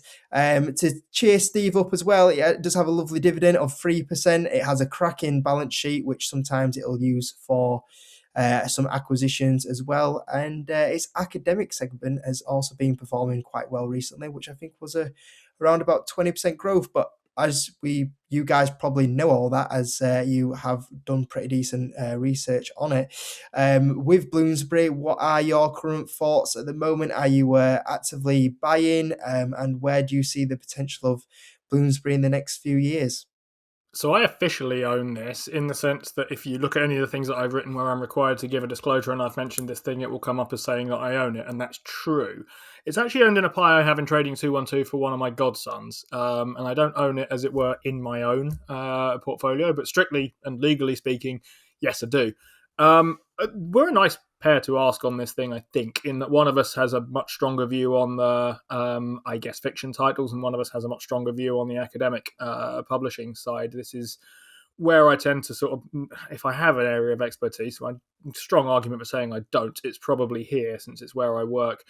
academic publishing is a really interesting business model, and it's one that's horrific in a number of ways, but has proven really difficult to unseat, and that's a really good thing for the businesses involved. So the way academic publishing works is that public finance gets used to go and conduct research, which is then published through journals, which are then sold back to the public again.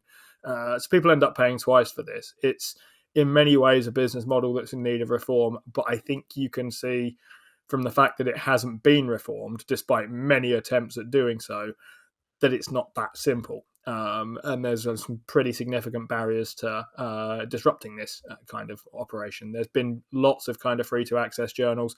The trouble is none of them has the same clout. Bloomsbury's stuff, I think, is, at least of the titles I know, good and good enough. And for the time being, there is massive oversupply in academia of people wanting to write things. So strong reasons to be positive on that part of the business. It's a bit Rightmovey like, in the sense that apparently all estate agents hate Rightmove, but they don't really have a choice and there's nowhere else for them to go. Same goes for Bloomsbury, which is a strong feature of this business from that kind of side of it, I think. But I'll let Steve tell you about whatever Sarah J. Maas is up to now. So, yeah, I think there is a danger, as much as Steve jokes about it, though, of us kind of only thinking about Sarah J. Maas in this kind of, in this universe, and may as well just rename the company at that point to, Sarah J. Maasbury or something like that. But it's, I think they're a little bit more than that, and I think it's tough really, because you're seeing this is a year where Sarah J. Maas hasn't released anything, and the company has done fine.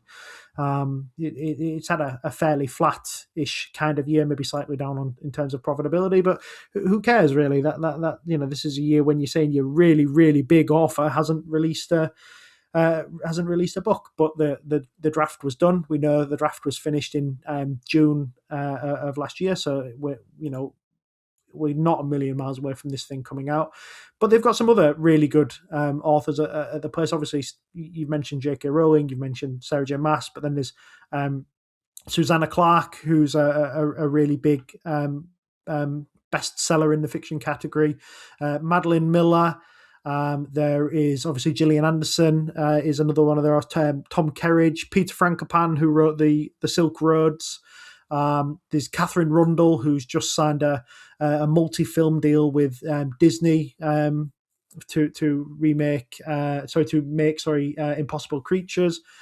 She's also writing all of the screenplays for it as well, so it's going to be true to the books. And if you listen to Nige on You, and any time he's been asked about that, he said, "Oh, the film things are amazing. When the films get released, if they're anywhere near good, they drive huge book sales back through the catalogue." We know that Sarah J. Maas has been in talks as well to get her A Court of Thorn and Roses series out to films as well. So look, this is a company I think that's going from strength to strength. One of their best assets is their ability to snatch and sign up big authors when other companies don't want them. I mean, Nigel Newton will tell you he paid £1,000, I think it was, for J.K. Rowling's first book, because she'd been turned down by something like 15 other publishers at this point, or something on that kind of thing, and he just thought he would, for the price she was asking, he'd just take a punt on it, and it's probably the best punt ever. But no, they've not rested on the laurels. They've found a million ways to monetize that thing, but then they've also just keep acquiring authors that go on to do good stuff, and obviously there's Netflix adaptations of a few things as well that Steve and I have spoken about. So yeah, I think it's a really interesting company, and it's my fifth or sixth biggest position, I think, somewhere around that kind of mark. And I'm perennially interested in adding to it and making it even bigger. So now we've also picked some US stocks as well that we are liking the look of at the moment. I think we'll just do a complete circle and go back to Steve D. Do you want to start us off with the US stock that you're interested in at the moment?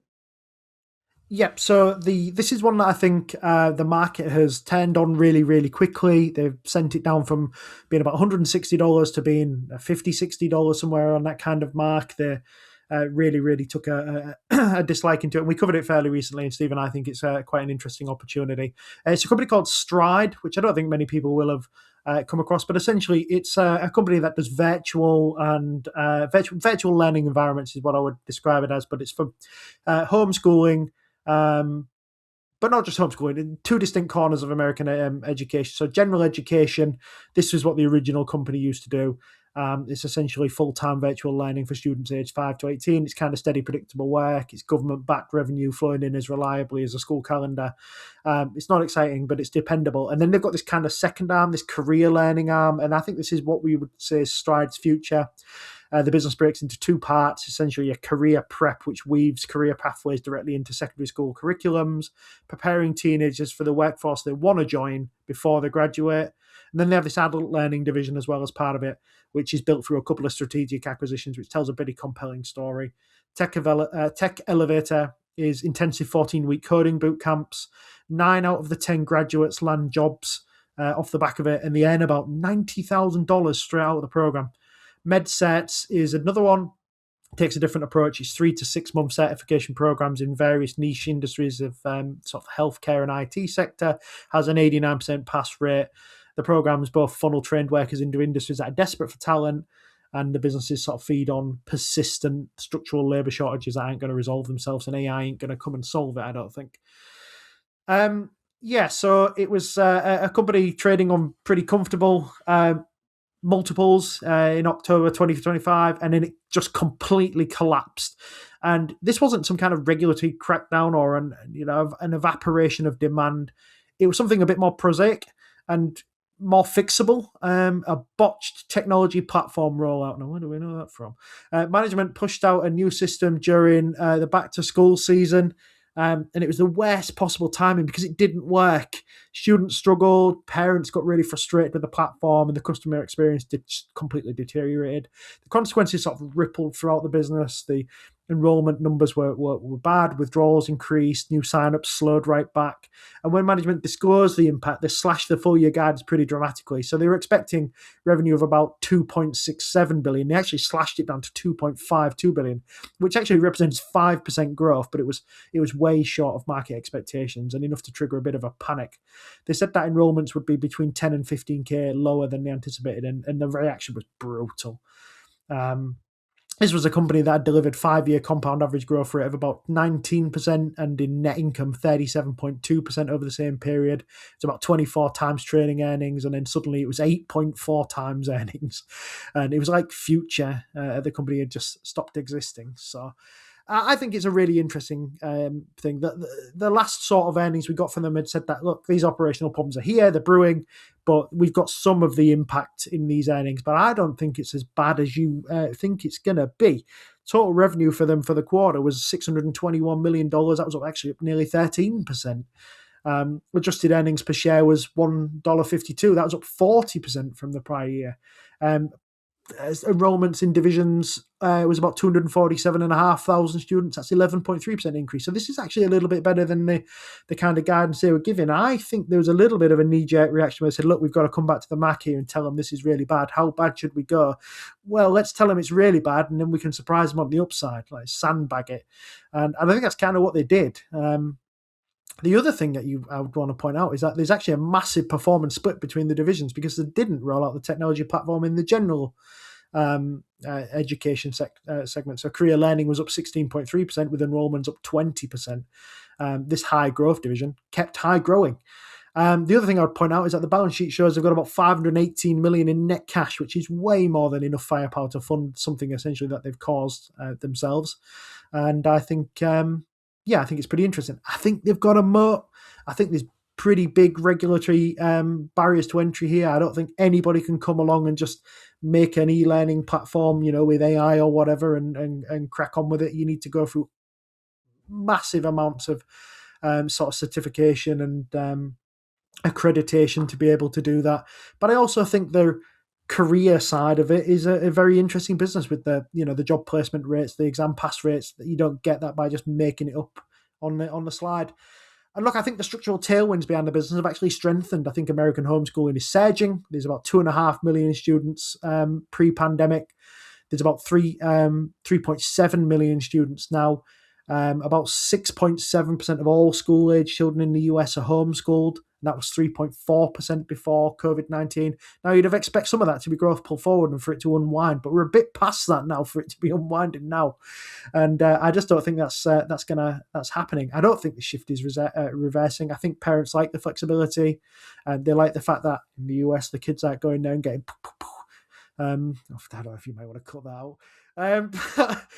Bullying prevention, the ability to customise learning pace as driving factors.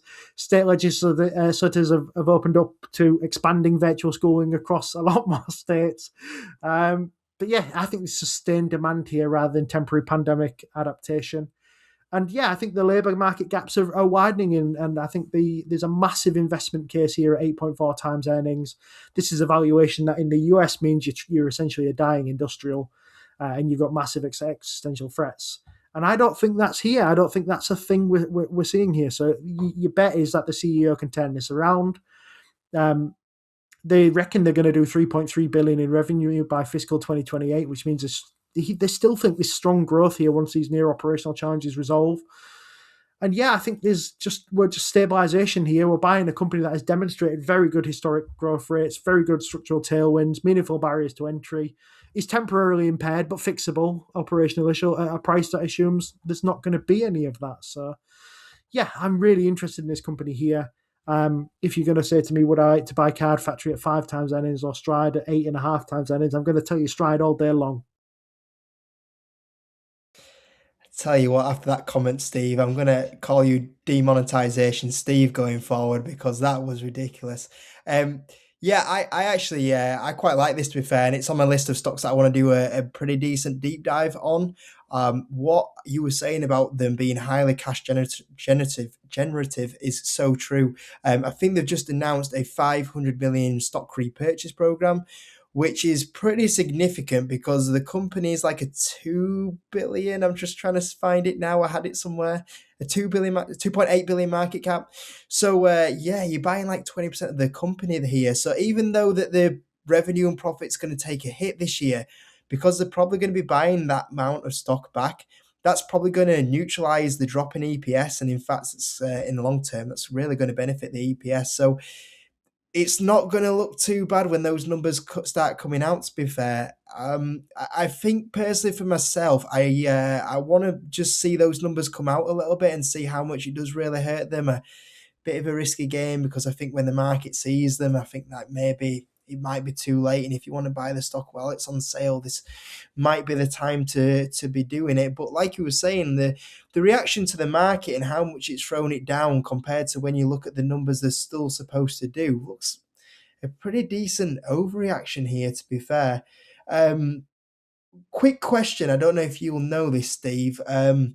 It's never traded at like a crazy valuation. Do you know what the reason is behind that? When I look at the company's revenue growth historic and the profit growth, the balance sheet, the profit margins, I really thought this would trade at a pretty hefty premium, but it never has seemed to have commanded it by the market. Do you know what the reason is behind that? I think that's probably because we're normalized to thinking that 25 times earnings isn't actually that bad.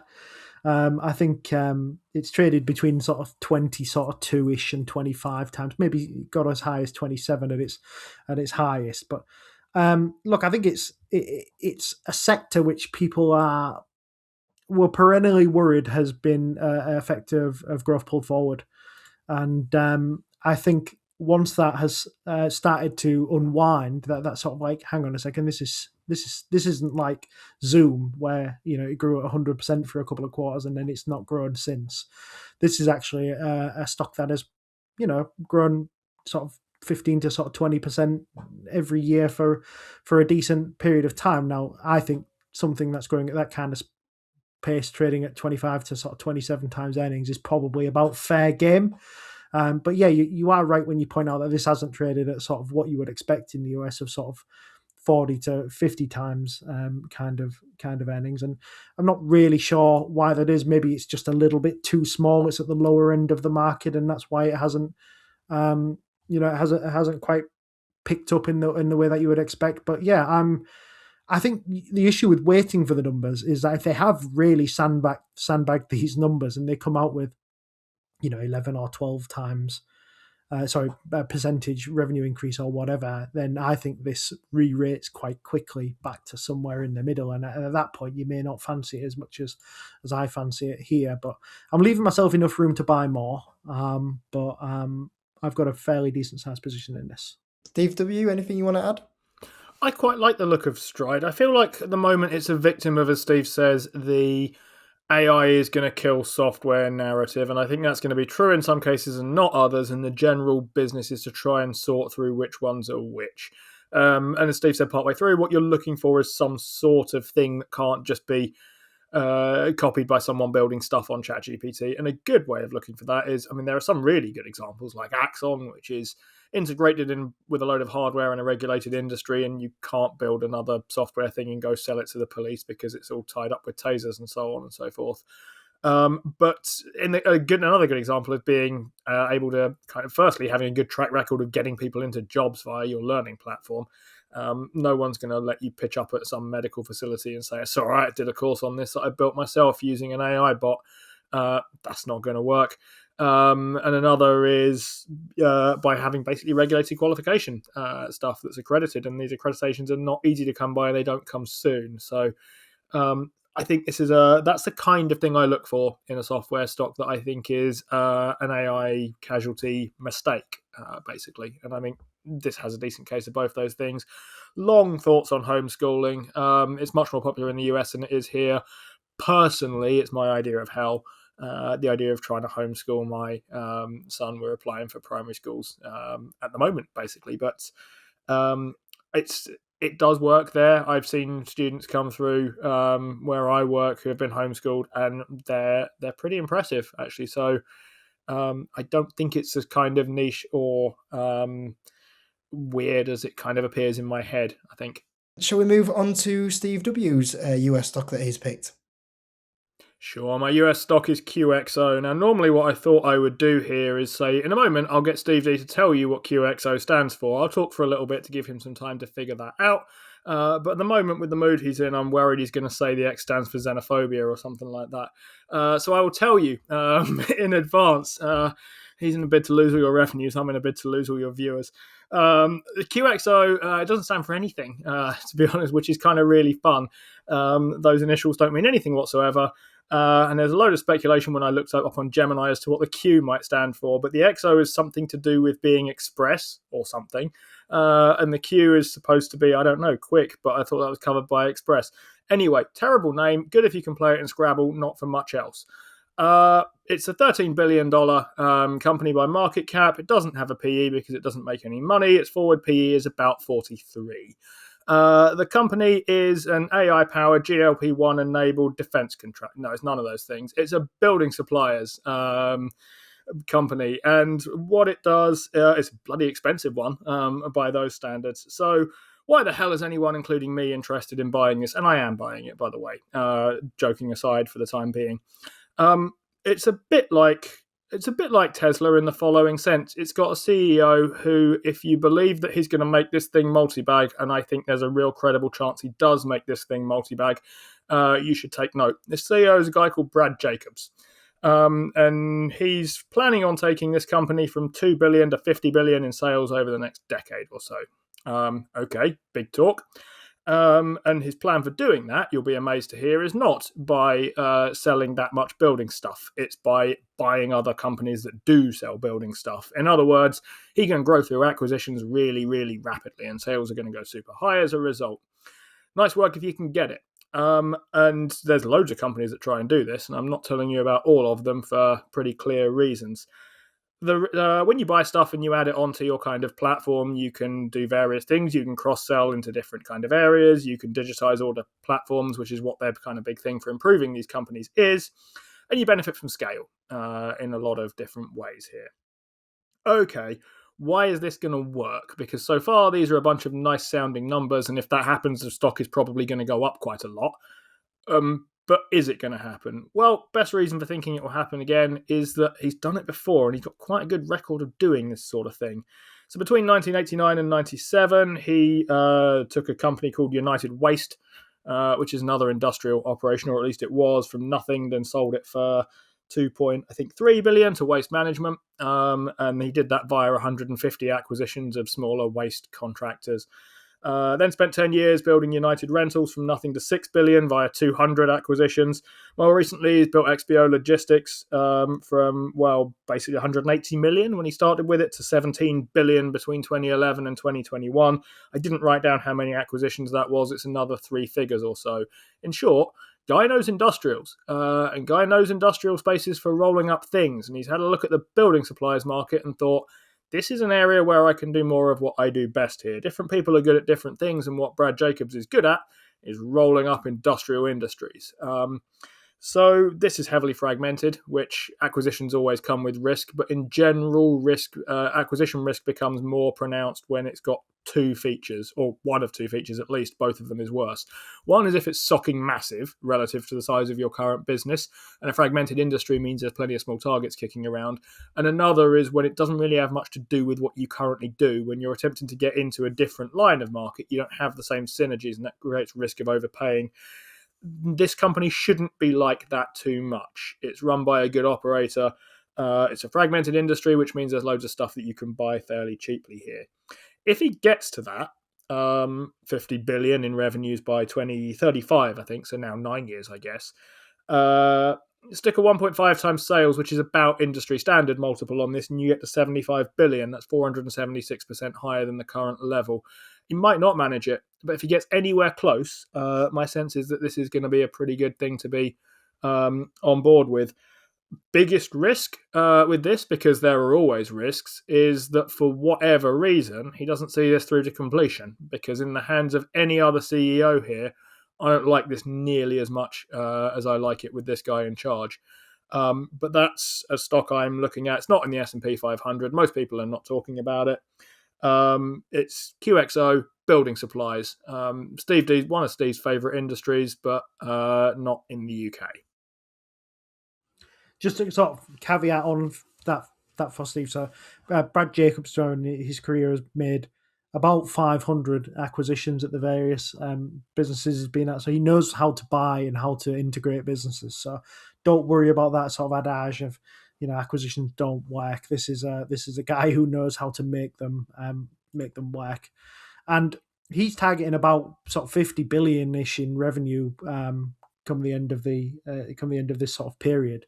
They're only at about 4.6 billion-ish there or thereabouts at the moment. So we're talking about a 10x in revenue in 9 years is what this guy is projecting. And just to point out, the guy himself, Brad Jacobs, is worth about 15 billion himself as well. So this is a man who's made some serious money in his career, not through stocks or anything like that. He's done it through being a serious operator. So the only sort of thing I would tack on as the problem, and it was the problem I raised when we covered it on the show, is that he's 69, and that's the key man risk. I think there is very high for me.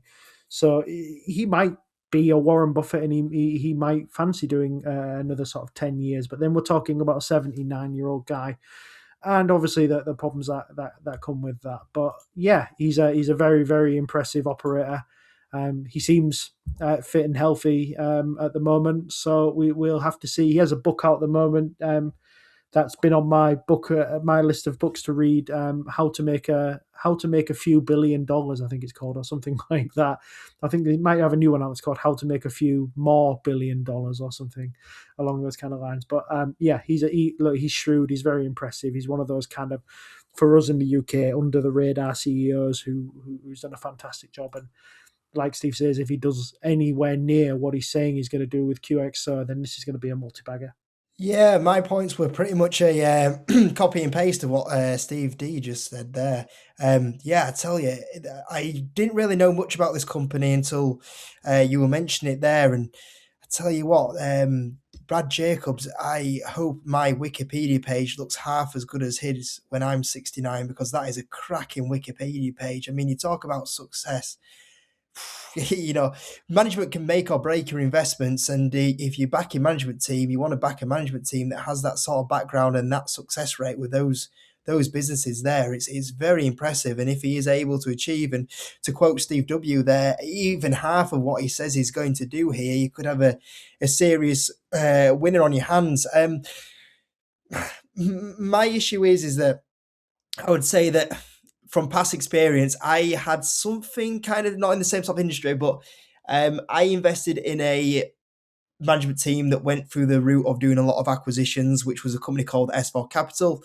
If any of you guys know how that ended, it wasn't a nice ending. That stock was a big hit for me and a big loss. And that was with someone called Martin Sorrell. And looking at his success that he had in the media industry, I thought, okay, he's setting up again with a new company. He's going to have a lot of success. He's making it through a lot of acquisitions. And that did not end that well for S4 Capital and Martin Sorrell and myself as a shareholder. Although I guess this is a little bit different because you are looking at someone that has done this multiple times. And when you think that he is, it's a scary thing when you've got a CEO that has enough money where he can sit on a beach and enjoy the rest of his life and not need to do any of this. And yet he is clearly at a point where he goes, I'm actually doing this because I enjoy it. And he's also very good at it.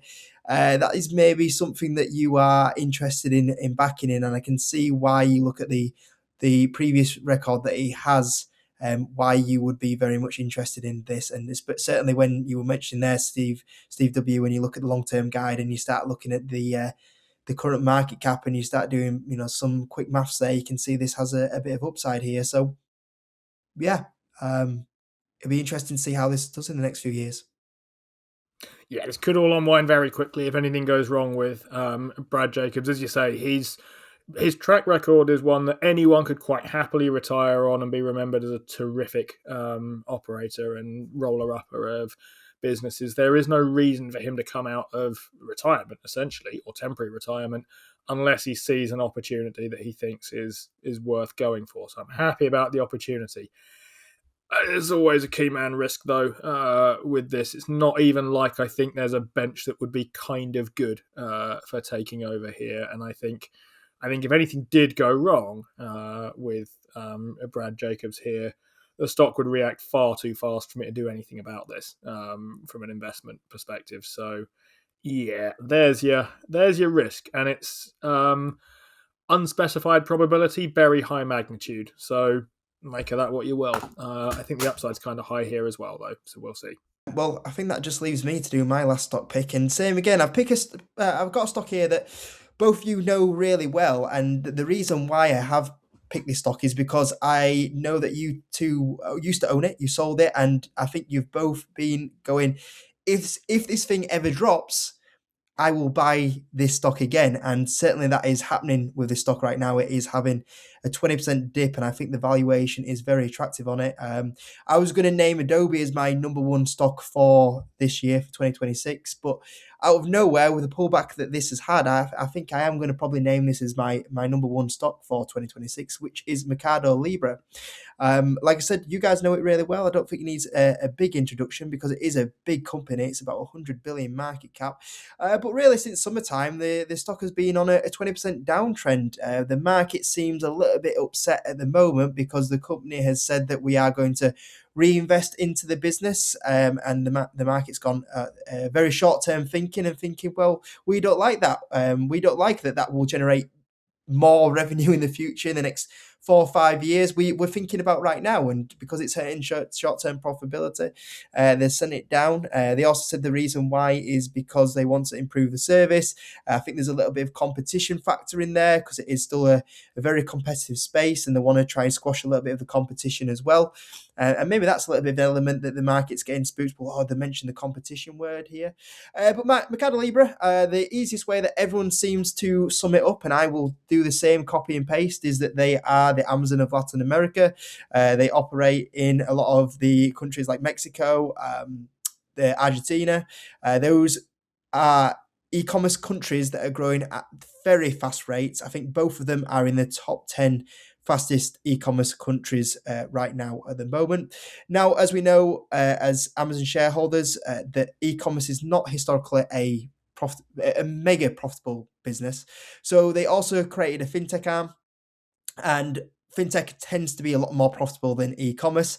And one of the issues that you had in Latin America and why it was a lot slower to develop than other countries is because there wasn't the fintech in place to go do the ordering online. So what MercadoLibre did is they created the online e-commerce site and they went, oh, we're also going to solve the issue around that you can't actually purchase things online because the banking system isn't the best, there isn't great fintech products. We're going to make our own fintech platform, and the e-commerce platform is doing very well for them, and the fintech platform is doing very well for them, and it's highly profitable as well. And they've also got a couple of other little things going on. I mean, the logistic network is pretty decent, the advertising growth is pretty decent, and recently, even though the profitability is maybe not going up in the short term as much as analysts would like, the company is actually going through a phase of revenue re-acceleration.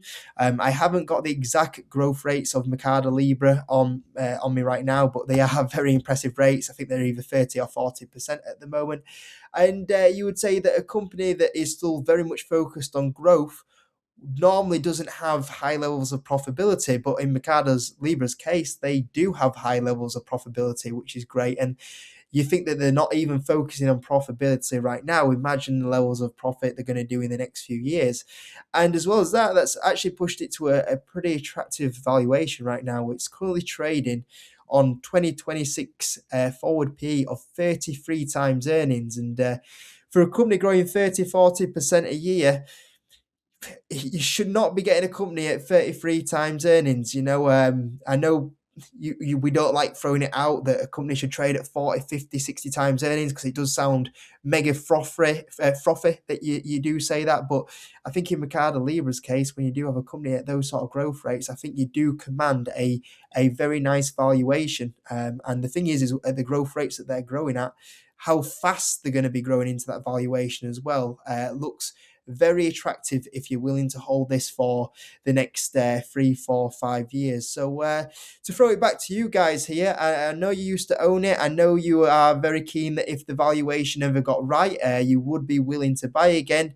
Is the valuation right now for you guys on MercadoLibre? Might be. One of the reasons I went quiet on this sort of recently is Argentina's been a macroeconomic mayhem for however long it was. The last time Steve and I covered it, we were looking at their lending business, actually, because they decided that, well, if people don't have the money to buy stuff on here, we'll lend them that too. So then they'll definitely buy things on our platform. And I get the kind of rationale. Lending businesses always make me a bit wary, but I was looking at their net interest margins, and for context, something like Lloyd's or Barclays manages a 1% or between 1 and 3 maybe percent net interest margin, and we think that's brilliant. They're managing net interest, or were managing net interest margins in nearly triple digits from what I remember, and that's because interest rates were nearly 1 billion% because inflation was about 1 trillion%. And I was waiting to see how all this stuff kind of settled itself down. For context, this is around the time that a lot of people who owned Airtel Africa shares were busy getting smoked by the Nigerian Naira and saying, it's going to be all right, when, to be honest, 2 weeks ago, they probably couldn't have told you what the currency in Nigeria was. So I got a little bit wary about kind of different country political risk, especially ones that are quite lively at that time, which it pretty much was. In fairness to Millet, who I don't really have much of a view on, so I don't mean to sound kind of critical of him, dramatic measures have been kind of working to stabilise inflation from the kind of levels nearly overnight that we think is high in a year in the UK. And it's starting to get to the point when, as you say rightly, Argentina, MercadoLibre has been growing pretty impressively through sort of all of this.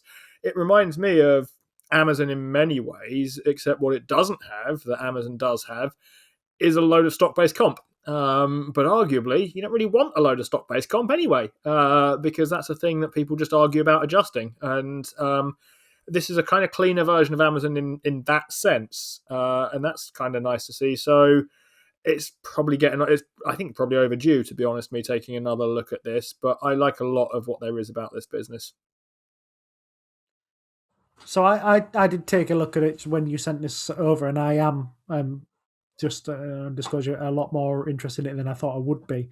But the issues I sort of discovered, and the sort of 3 points that I would like to just sort of talk about and then pass back to you is that there has been quite a significant amount of margin compression on the actual shopping side of it. They took basically a strategic move to try and fight off Shopee and Temu, which have been making some pretty good ground in quite a number of the countries that they operate in. So they've slashed the free shipping threshold. So you had to spend a certain amount to get free shipping with Melly, and they slashed it. Basically, I think they quartered it, the size of it. And this has obviously meant record-breaking volumes for them and record-breaking growth in unique buyer growth, but it's spiked the logistics costs, and it meant that the operating margins have dropped from being about 13.5% down to about 9.5%. So I think that's one of the reasons it's not had the best sort of back end of the year, is that investors don't like to see margins shrink, even if it is to try and gain market share. I think the other thing that I spotted that I didn't really like is I took another look at MercadoLibre. It's actually a massive part of their business now. It's a lot bigger part than it was the last time I really had a serious look at it. This aggressive push into credit cards and personal loans has hit a bit of a snag though. The provisions for bad debt grew faster than revenue in 2025 in terms of a monetary amount. The net income growth was about 13%.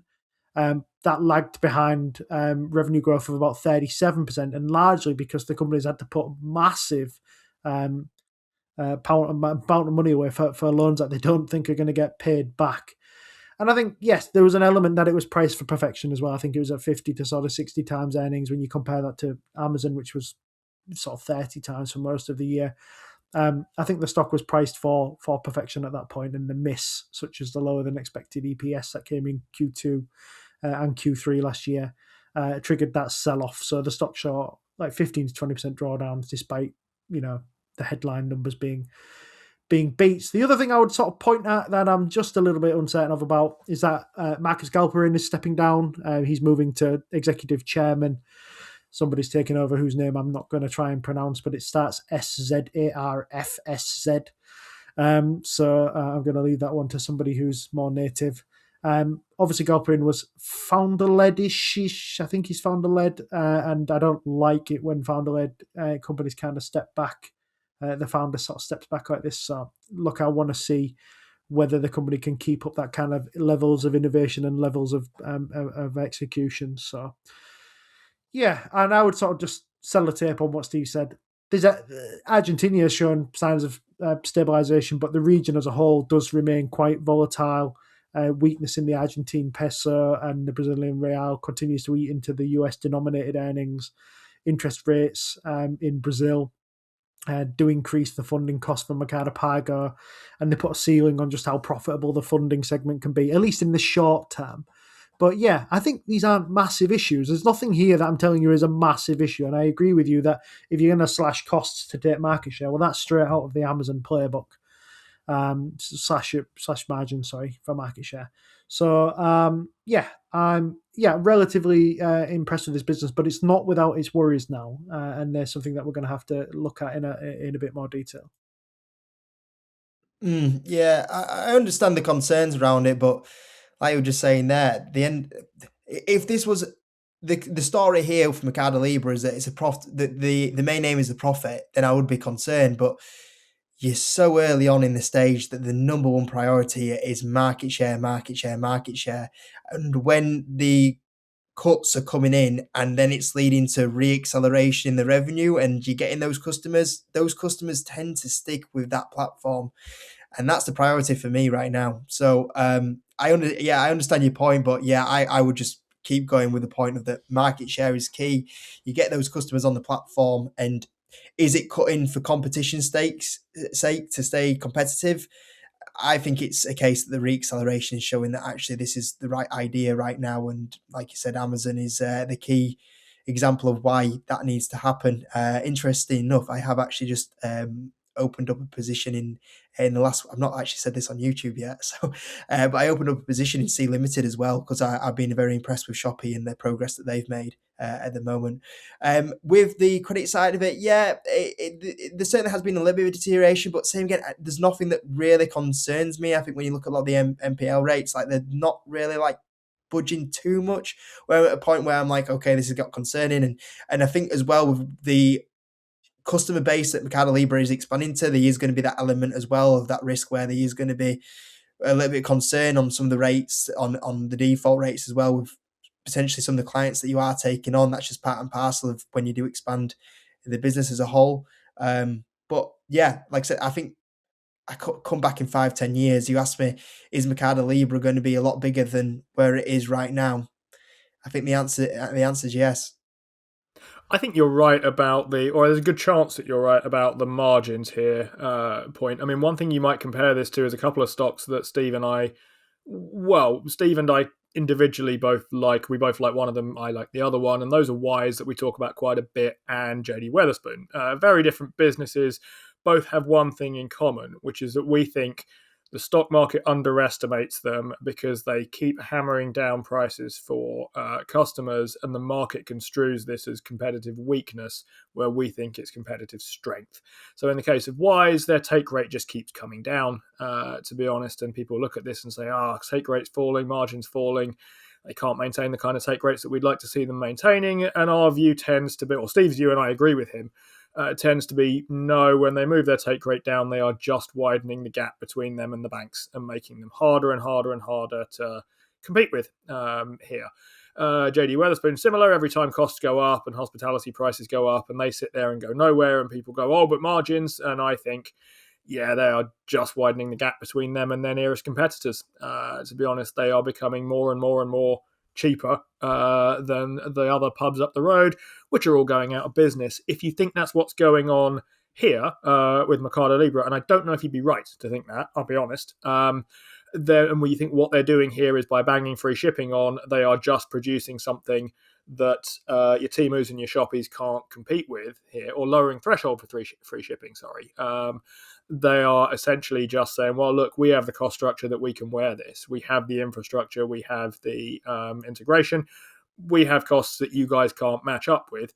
As a general rule of thumb, getting into a price war with Chinese competitors is not usually a recipe for success, which is a difference between JD Wetherspoon and MercadoLibre. But if it's a judgment from MercadoLibre that says, actually, we can push prices down here, we have the cost base to do this, you guys don't, okay, let's try and compete at this level then, and see how you get on with it. No? Okay, bye then.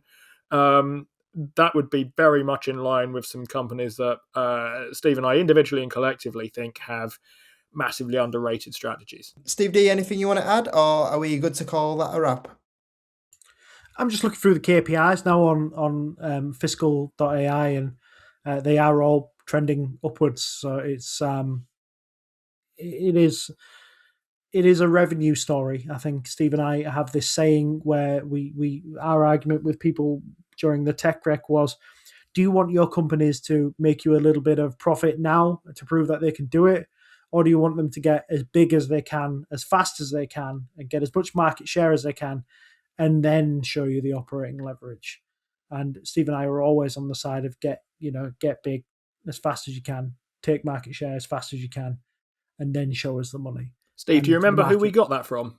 By the way, Did we steal that from Chris Hill? We stole it from Bill Mann at Motley Fool. Bonus point if you can remember which stock he was talking about when he was saying that.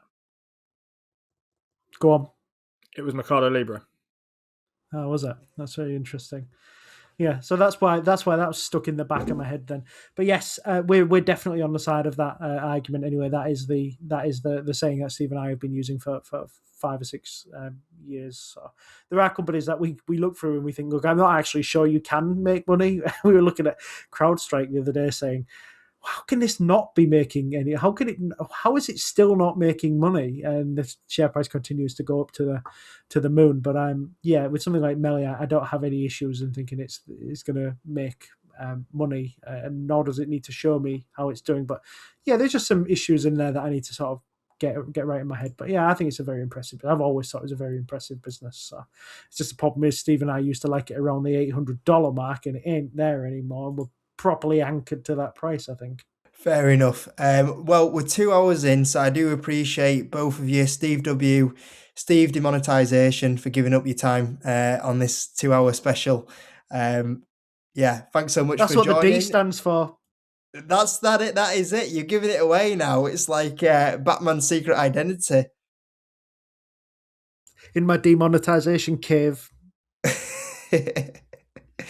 Great stuff. Well, thanks as always, and thanks for giving up your time. Thanks for having us. Yeah, thanks for having us, and everybody come and view us at PlayingFTSE if you want more of this nonsensical and sometimes whimsical takes on the market, or if you just want to hear about 10 minutes of cricket at the start of every podcast, we're PlayingFTSE. Great stuff. I'll make sure I'll put a link for the PlayingFTSE guys in the comment section and also the pinned comment as well on the video. Thank you. Thanks for having us.